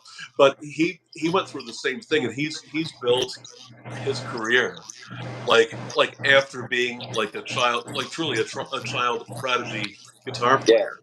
And he's so a monster he's probably player too. Like he's probably got, like he's just a monster player too. Like Taj actually went to the Bonamassa show, and they met only a few weeks ago. And Taj is playing the Joe Bonamassa Keeping the Blues Alive tour next year. Oh, that's right. Oh, that's awesome. That's awesome. Yeah. He'll be playing the boat cruise. I think it's the Mediterranean one or something like that. Awesome. Oh, nice. Yeah. So yeah, we've had contact with Joe. Taj is just so funny, man, when it comes to like meeting people. Like when he met Carlos, I was like, you excited? Like, was that mad? And he's just like, yeah. And I'm like, dude, you're just like, he's like, I don't know. He goes like, we're just painted with the same brush. He's like, you tattoo and mum tattoos for a living, and like that's your job. He goes like, Carlos and I play guitar. We like entertain people. He goes like, he's just the same as me. I don't know what the big fuss is. He sees everybody. He doesn't see people like for their fame status, or their status or anything like that. You know, like, and it's funny because like his Instagram's blowing up at the moment. Like lots of inboxes for people. Like now he's releasing. He's had 4 number ones. He's on the trot now. He's hot to trot. Yeah, he's hot. He's hot to trot. He's had 4 number ones back to back. he might be getting the 5th with this new one because it's a banger of a song too. They're only getting better. Oh, cool. So yeah, he's getting a lot of people now that are quite well known, and they're doing quite well for themselves. And they're asking, "Hey, do you want to collaborate on a track? Do you want to co-write on this with me, or have you got any songs that you've written, or any main hooks or riffs or anything that you can send my way if I could use them in a song?" And like, so he's getting a lot of that organically, like just because they're watching the original music coming out and the riffs behind him and how he plays all of it. They're like, they know they're taking him serious now that he's a real songwriter. You know, and there's so much to that too, and plus he sings, and he's a great singer too, and that brings so much.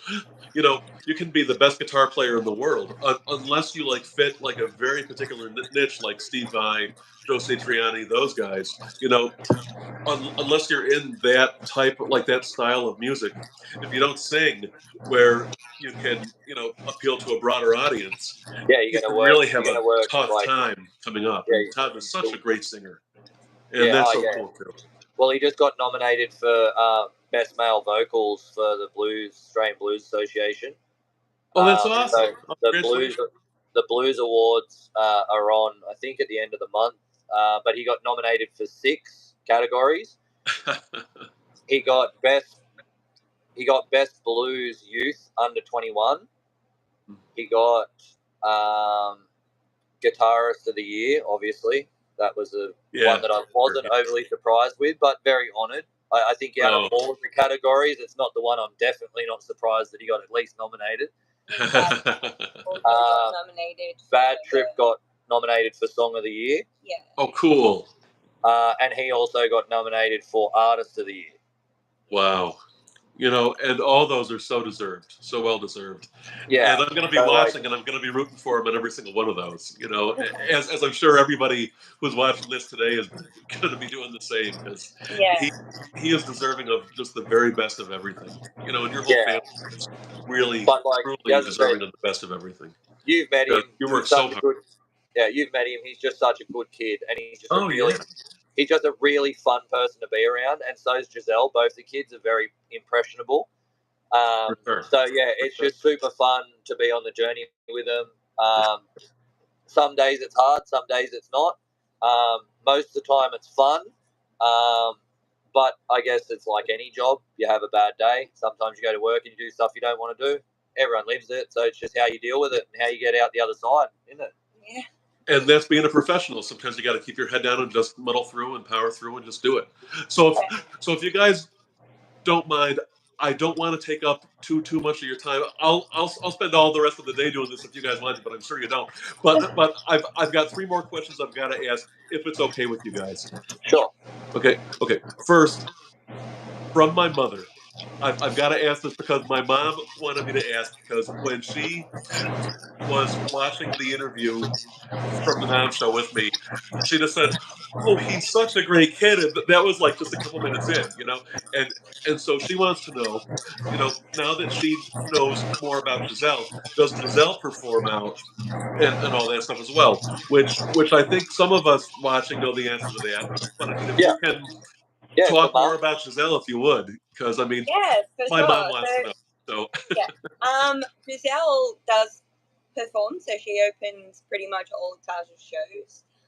She's just about to gonna get up and do some backing vocals shortly throughout with the band. Percussion as well. And a bit of percussion. So Jezel's never played with a band, like ever. Never been on stage with a band. She's played with Taj before, but with tracks. But Jezel's kind of one of those kids that wants to try and do everything. So we don't push Jezel. She makes her own choices. She's a very different child. You can't push Jezel. That's the problem. She is very headstrong and independent, and I'm gonna do it.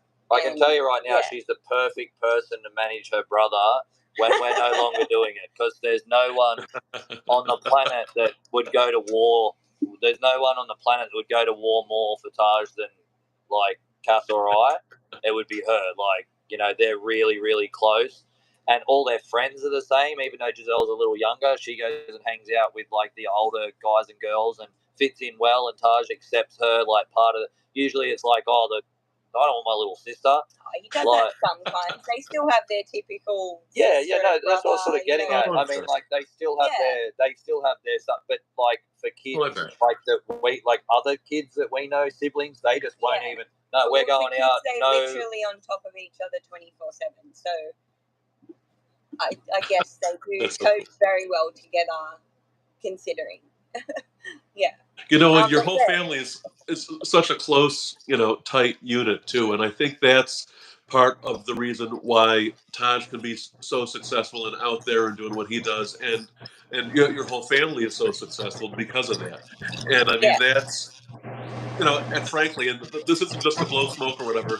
That is a testament to you guys as their parents, to raise them that way and to, you know, just show them the way, because without that guidance, you know, I mean families can just fall right apart. People can still be very successful, but Yes. not with that family unit, you know. And I think that family unit's so important. yeah, but you can have all the money in the world, but if you've got no one to share it with that you actually care about, what's the point of doing it? You might as well There just you be go. broke. You might as well just be broke and sitting on a beach somewhere drinking a coconut and surfing.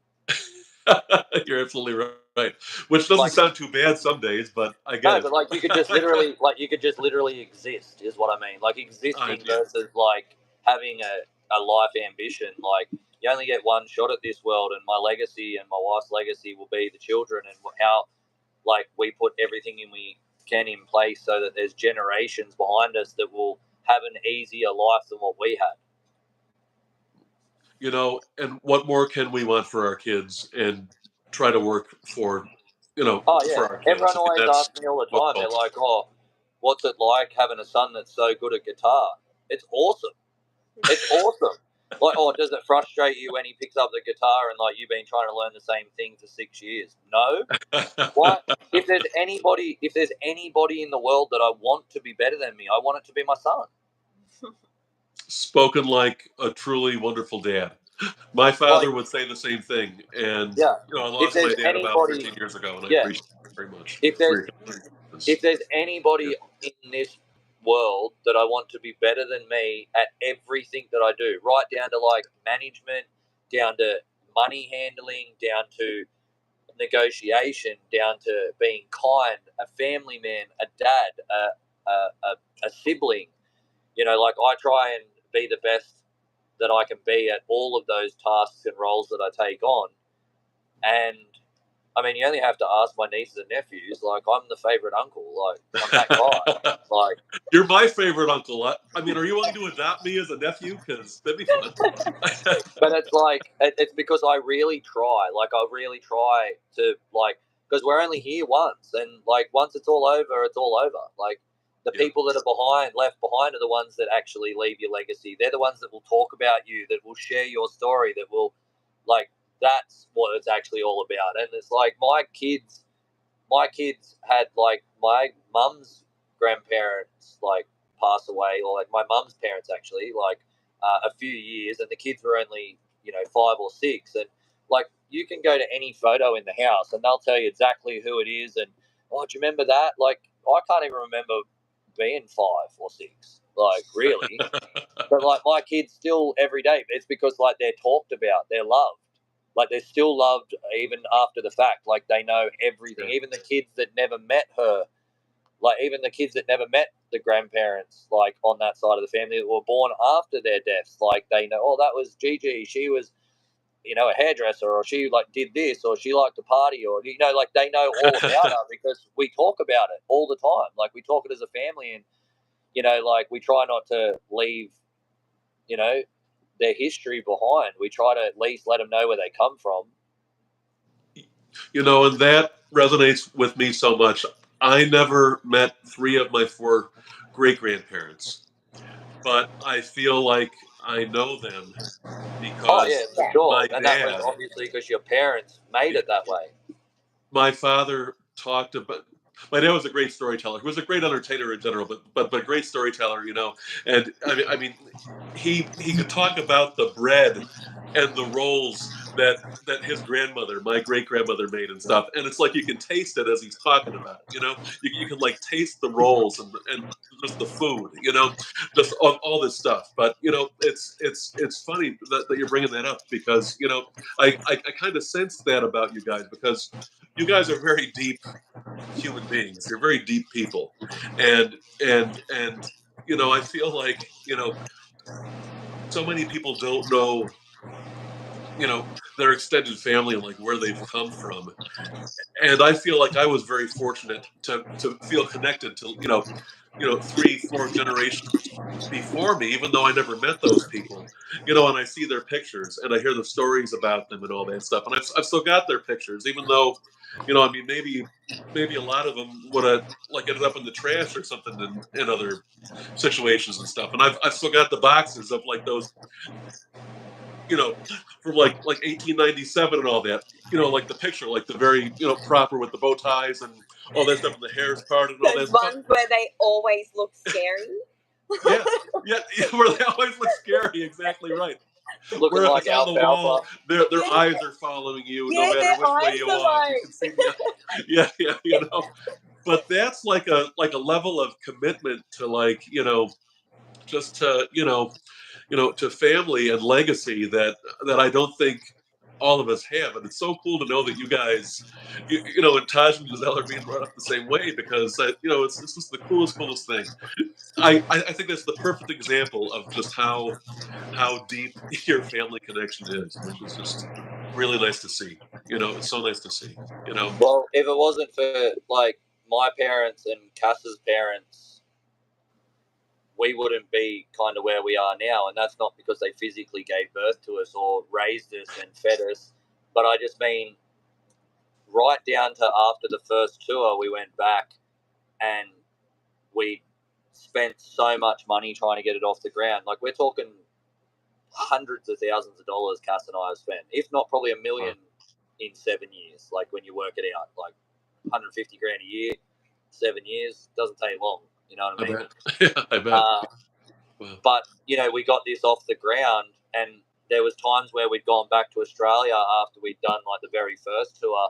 I think we went home with about $19,000. We bought the caravan and we parked it in my mum's driveway, and she ran the power for us.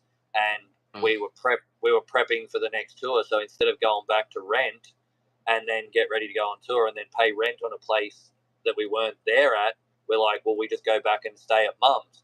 But my mum and dad like literally took me, Cass, and the 2 kids in and had all 4 of us take over their home. Wow. Like with our pets and animals and like the whole thing. And then Cass's parents would drive anywhere they needed. Like if we're in Queensland, they jump in the motorhome and drive 12 hours to get up there to stay with us for 2 weeks while Cass and I could go on a business trip and go and tattoo to make enough money to get ready to pay for the flights and get ready to head to the next tour.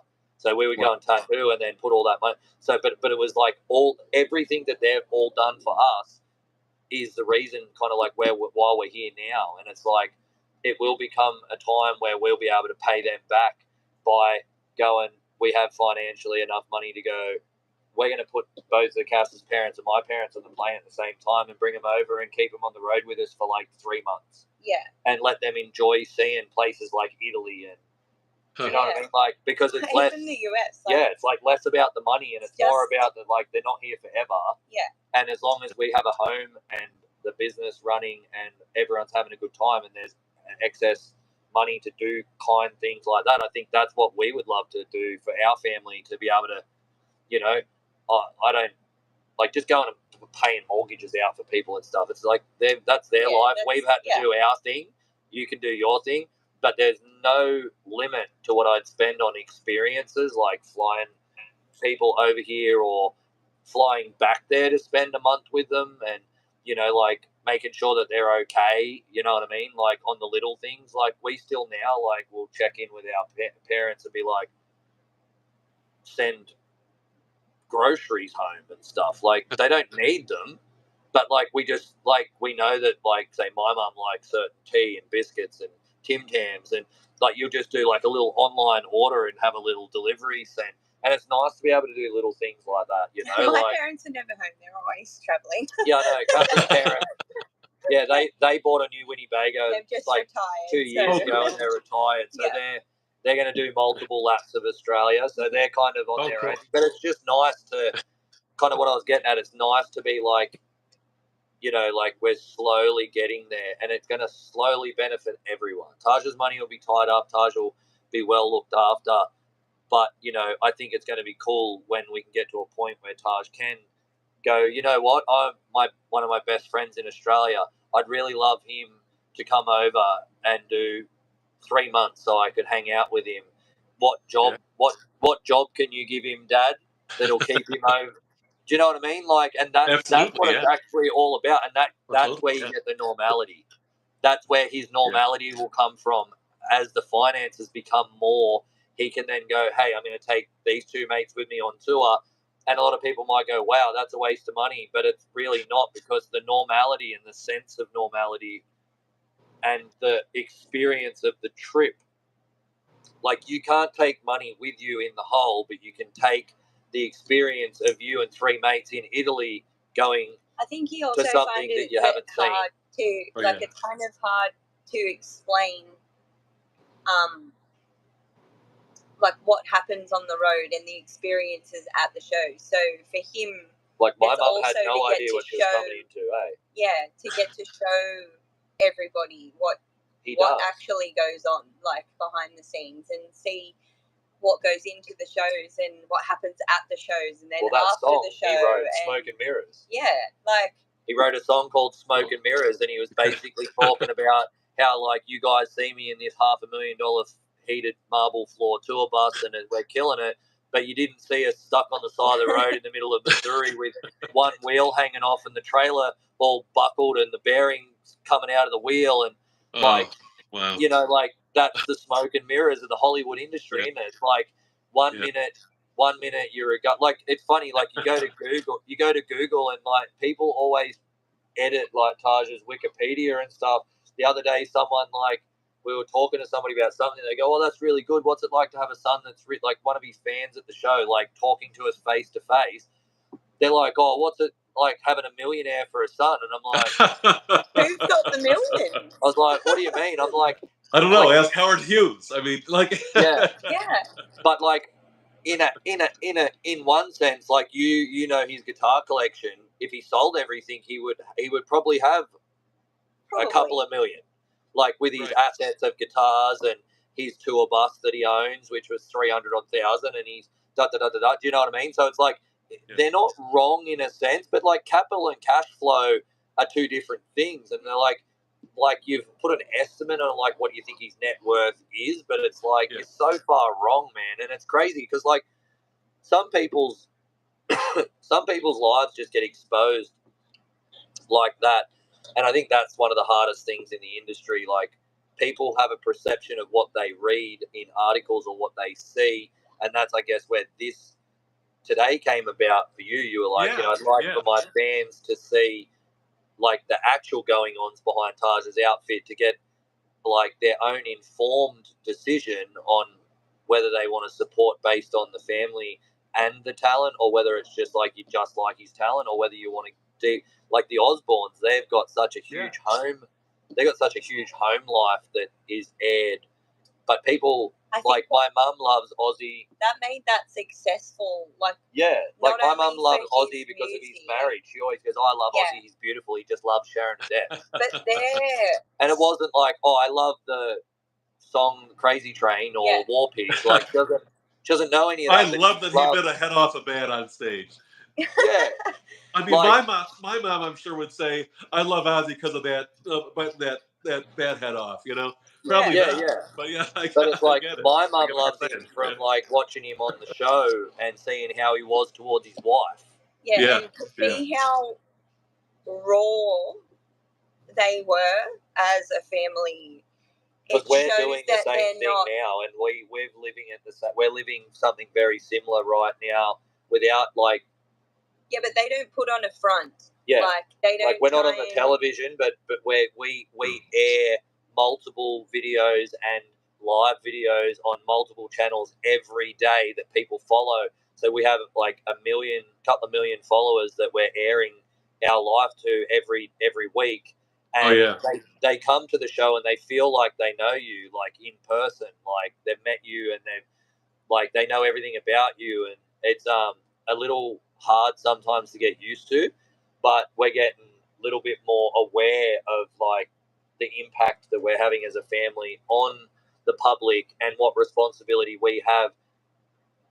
So instead of thinking that person might be weird because they know everything, don't be so, but it's true, like don't be so judgmental, because it'd be like, if I met someone like, say like Gary Moore, like I watched everything on Gary Moore my whole life.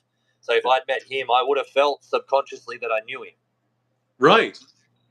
Does that, And does that make sense? Yeah, and that comes from being genuine too. I mean, it's not just putting it out there and having a show and having a presence online and all that stuff. I mean, you guys are it's I don't know. You can tell when you shake somebody's hand, and I know we've talked about this before, Brand. You can tell when you shake somebody's hand what kind of person they are, and I was always taught that as a young kid from my dad and from one of my uncles.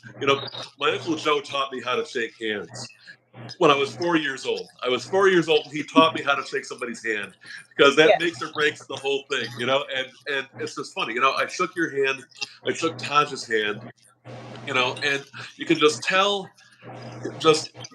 you can just tell when somebody's genuine just by just that connection. Taj's mitt would have been shaken half up your forearm. His hands, like I've got big hands, like I'm 6'2", and like I've got big hands, like I can hold a basketball, Nelly, and his fingers are like half an inch longer than mine.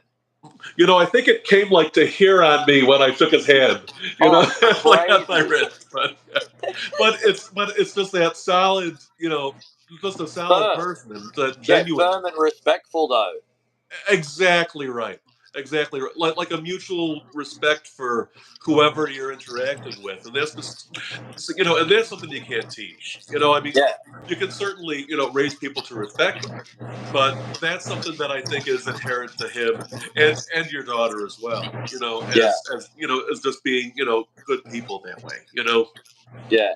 When Zell's like, Taj is like the firm, how you going, sir, old school like that, and Zell's like the quiet, and she's like, hi. Like, and that's okay though. I mean that and they're their own people too, and that and that's the let me throw this out there for anybody who says and I've seen the term parading around at least one time with you guys. You're not parading anybody. You are supporting your children in fulfilling their dreams, and anybody who wants to say that you guys are parading anybody around aside from yourselves, because I know you guys are parading yourselves out there to make it happen for your kids, which is what parents should do and often don't.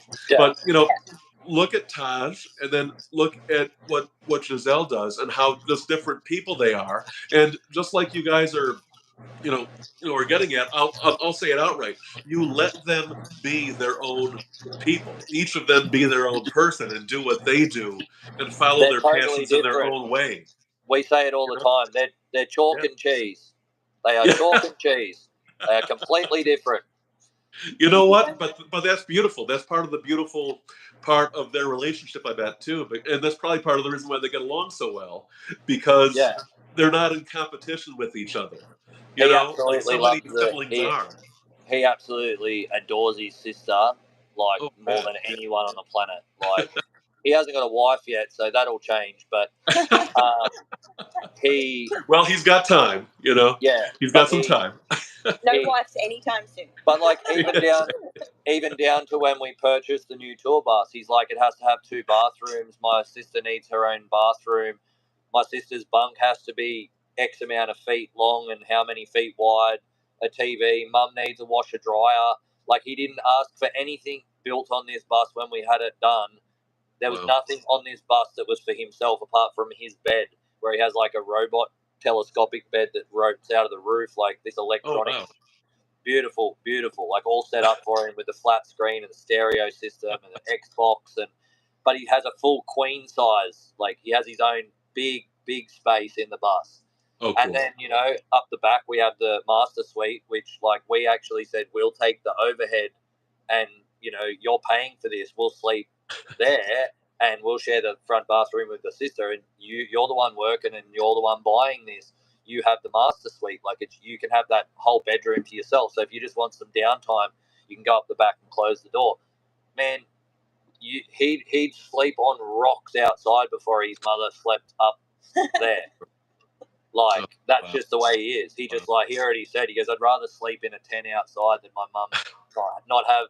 He's like, Mum's the queen. She needs to have a bed. She needs to have the Rolls Royce of beds. But that's who he is. He literally, like, he cares so much about the girls, and he knows that I'm okay.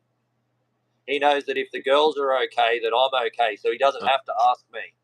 His job is just to go out and make sure that the girls have got what they need. And, you know, he's very, very good at expressing his emotions when it comes to his family. Like, he's not the sort of kid that just goes and buys his mother like a $1,000 pair of Gucci sunnies.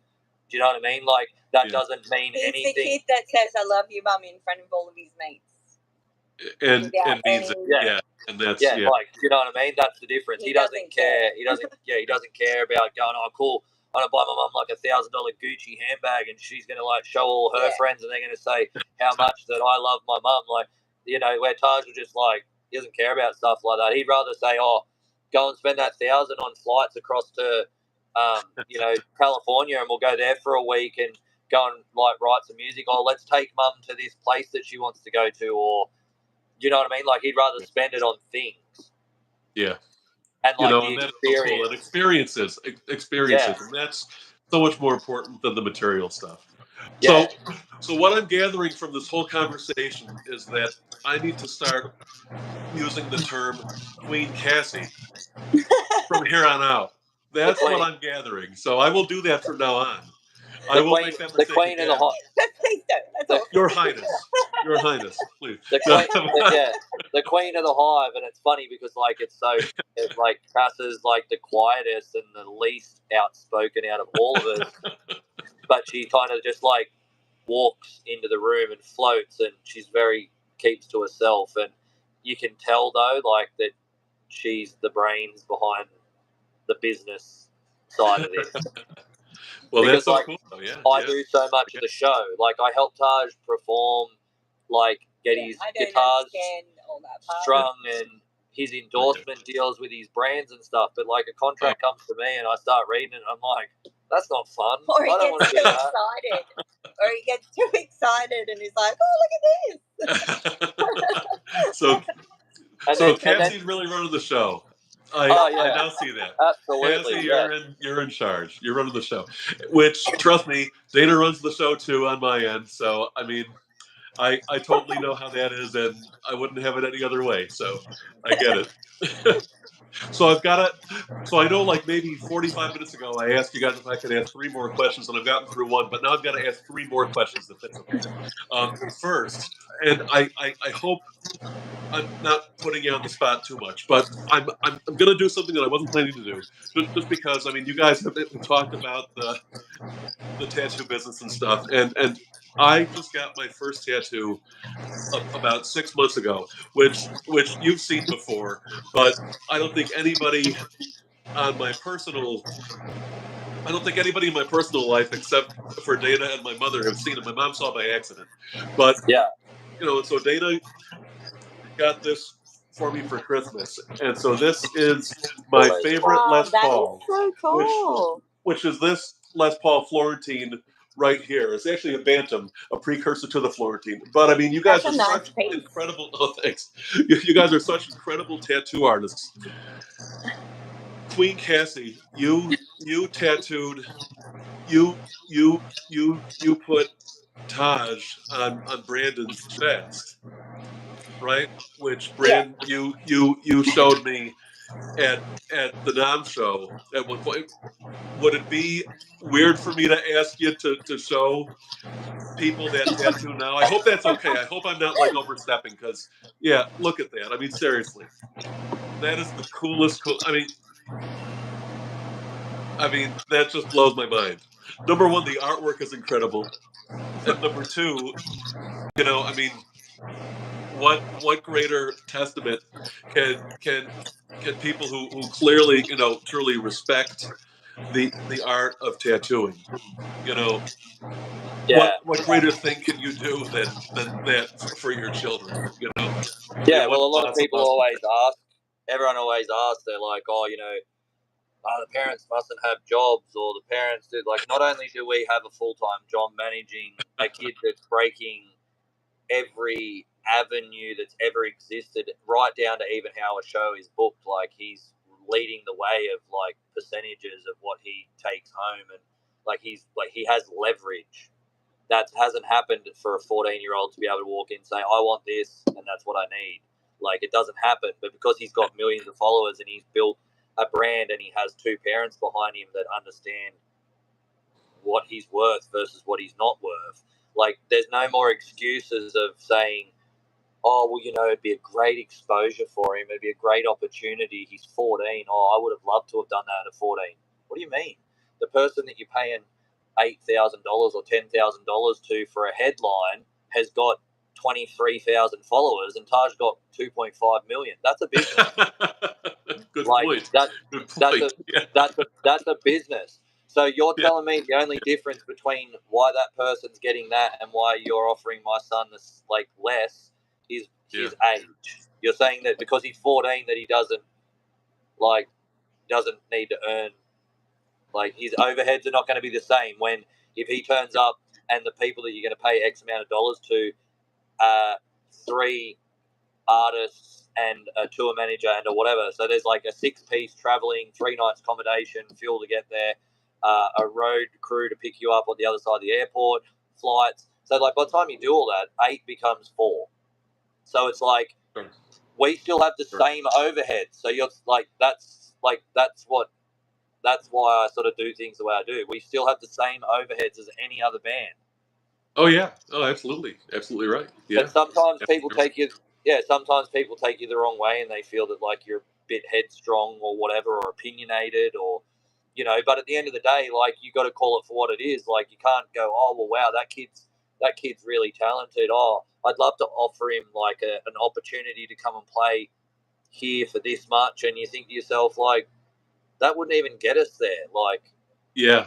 So You many know, people, so many people think, I'm, and this will maybe more like the local band sort of, sort of thing, like I grew up in, oh, well, you can come and play and you can get exposure. I'm not going to pay anything, but I'll give you a meal and you can get exposure.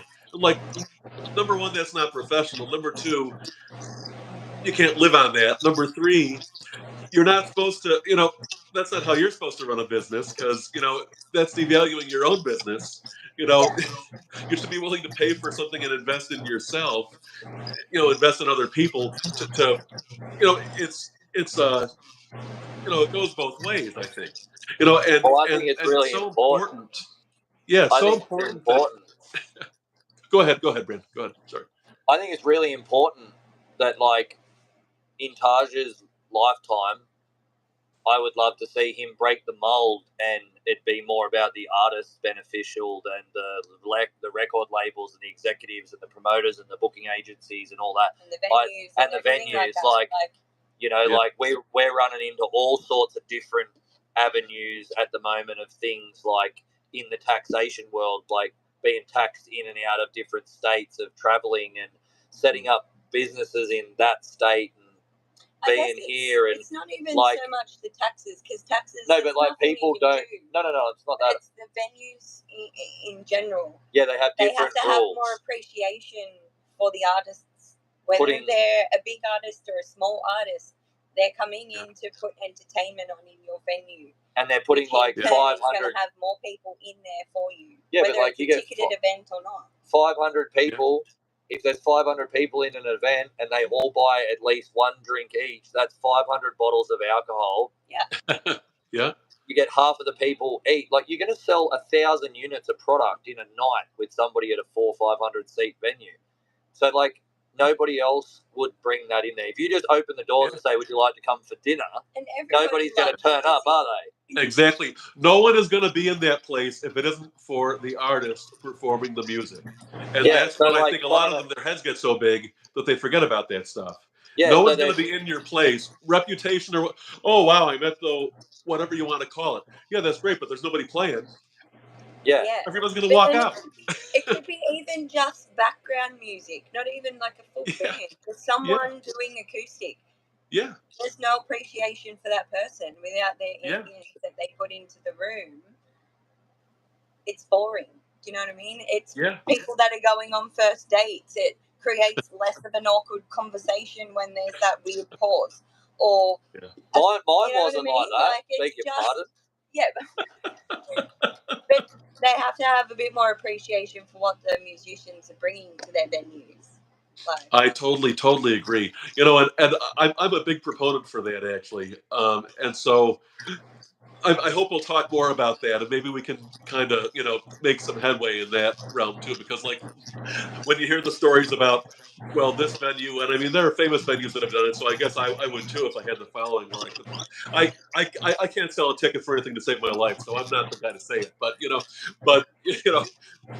like bands who have to buy the tickets and then sell them themselves so that they can go and buy food and drinks at somebody else's establishment. Like, that stuff like blows my mind, because it's like, number one, I can't do it.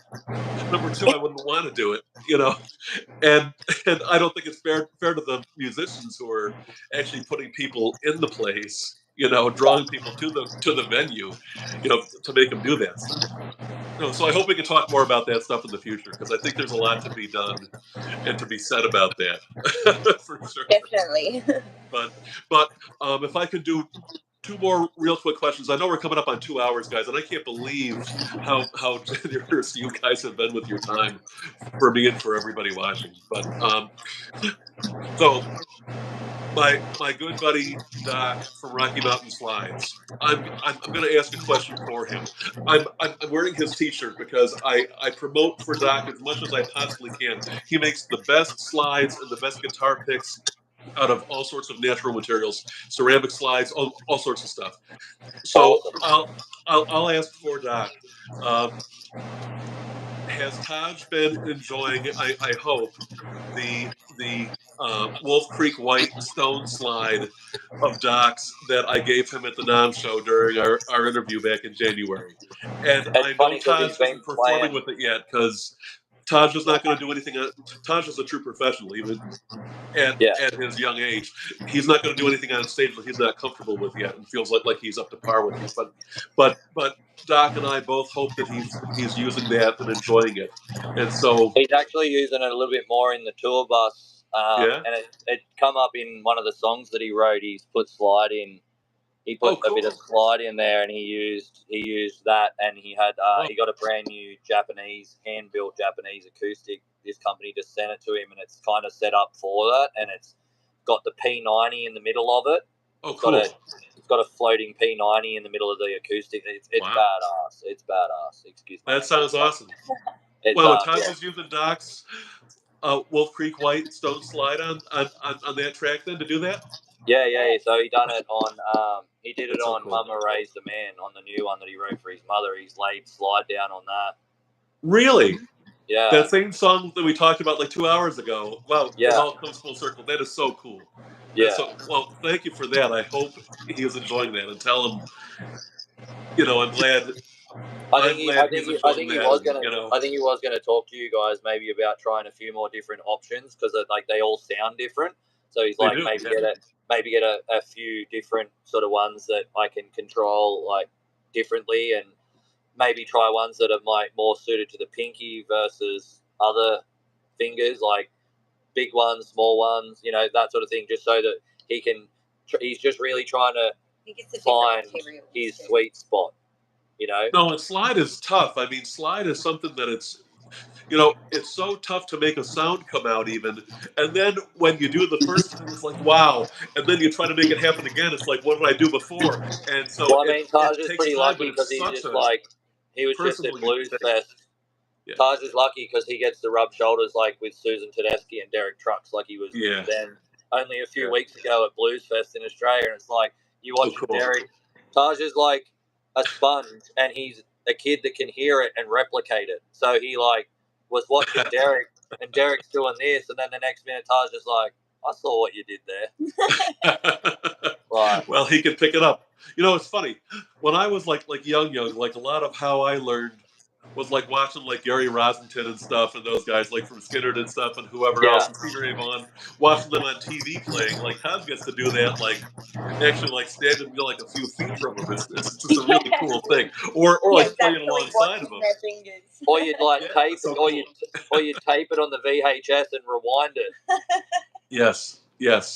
I did a lot of that. I wore out a lot of VHS tapes, learning how to play like the people that my heroes, so to speak. And I still can't, but at least I tried. At least I feel like I tried. But that's music, though. You don't have to be the best, or you can just. It's about expressing yourself. Oh, yeah, sure. Like, it is about expressing yourself. You're absolutely right. So I don't want to keep you guys forever. I do, but I shouldn't. So the last question I really want to ask is by somebody who has really become a good friend of mine in the last about a year or so. He was actually the winner of my first free guitar lesson contest, as a matter of fact. I post a lot of guitar lessons on my channel and stuff like that, and so I did a contest like at the last show in April of 23, my first ever like live contest thing. And I think like maybe like 20 people entered, and I'm like, oh my God, 20 whole people actually give a shit about what I do. So that's kind of cool. So Ed, Welder Ed, also known as Copperhead, Ed, who actually plays guitar and builds guitars himself. He sent me pictures of a couple of guitars he just started, and just like killer stuff. It's so cool. But Ed, first he says, Mom and Dad are to blame for both Jezel and Taj being so awesome. And so that's from Ed to you guys. And then his question is, it must have been hard for you guys to all leave home. What do each of you and what do both of you guys and the kids miss most about being home? We just went If back anything, home. I guess. So like we just went back home, and there was so many things we thought we would miss, and then it wasn't as bad family, as obviously. it's just family for us. Always. Like if I could afford to have Cass's brothers and sisters and all my nieces and nephews, and then same on both sides, and just be greedy and fly everyone here, and they could all live on like our 150 acres and just go and build houses wherever they want, and you could afford to do that so that everyone could grow up together and have a good life. But I think that's part of like growing up yourself. Like we moving over here was kind of like the final step of being like really, really, I mean, no having kids and doing all the things that we've done, but it was kind of like our first thing where we weren't on a set of crutches. Like our parents were always there to help bail you out. So like that was the first time where you kind of had to be like a real adult. I mean, I act like a child. I act a child most of the time, so it's kind of hard to like defer that. You're truly independent because you have to figure it out. Yes, you have friends and you make bonds and stuff, and we have done with many great people over here in the US, but it's still just us and the kids. Yeah, it's still just us and the kids, and it's I mean, I guess a lot of people are in that situation in their lives already. Like, they don't have anyone around. They don't have their families and stuff. And I guess that was a big thing because... we're so family orientated. Yeah, it is family orientated. And it's Brandon's nieces and nephews, they... Well, my brother had a baby only like 3 weeks before we moved here. Exactly. So. Oh wow! Yeah. My nieces and nephews are all older now, and we lived away, but it's hard because then when we do go back, we only have like a short period of time. So I guess, as Brandon was saying, the things that we thought we would have missed over there, we didn't. Obviously, again, as I said, you always miss your family and your friends. I miss food mainly. Yeah, meat pies. Like just There's like no meat meat pies pies and over sausage here. rolls and just little quirky chocolates that we grew up with, like the things that we like. You know, you guys here have got your Hershey's and your all that sort of stuff, and your ding dongs and Twinkies and whatever. But like, there's just like things like Tim Tams and wagon wheels and just little things that like. I think that's probably like the rest is like I was very fortunate enough to grow up in such a beautiful country. But when you're accepted into a country like we have been so well accepted into the USA, it kind of really feels like home already. And we have been coming here now for the last 7 years with Taj. So it's like... Yeah, we are very comfortable here. And as much as we love home... We kind of feel more accepted here. Like, it's hard to say it, but like we are definitely more accepted over here with us just being who we are. Yeah, we're not trying to be anything we're not. But back in Australia, it's like you're hesitant to put all of that out there because it's very judgmental. And we're here, yes, it is still judgmental, but people are more open-minded to lots of things, like us having dreadlocks or a long beard or just anything, like in rock music or like in blues. Like, that's even a weird thing for Australia. Like, there's blues is big, but is it like it's a culture here? Yeah, it's definitely the Delta. Yeah, Chicago and the Texas blues and the Delta blues and all these different pockets of... Yeah, it's everywhere. Yeah. Where like Australia, it's like it's a niche market. You either like it or you don't. Interesting. Well, let me say, if I may, on behalf of my country, we welcome you, and we are considering you guys to be America's favorite family now, as far as I'm concerned. I'm serious. Thank you. We appreciate it. Sorry, Mr. Biden. I don't mean to steal your spotlight, but it's seriously so good to know you guys, and so nice to be able to talk to you guys, and I can see in the comments. I mean, so many nice comments from people. I mean, just a couple that are like super nice. Obviously, I mentioned Suzette already, and she's left a million beautiful comments about you guys and your whole family. I love you. I'm Korean. I can't read your name because I can't read Korean. My apologies. But I mean, people from all over the world embrace you guys. Taj has had impeccable role models. And that's from Audra, who earlier would wish you a happy birthday, Queen Cassie. And Tara says the girl in the right is so pretty. He probably means you, Cassie.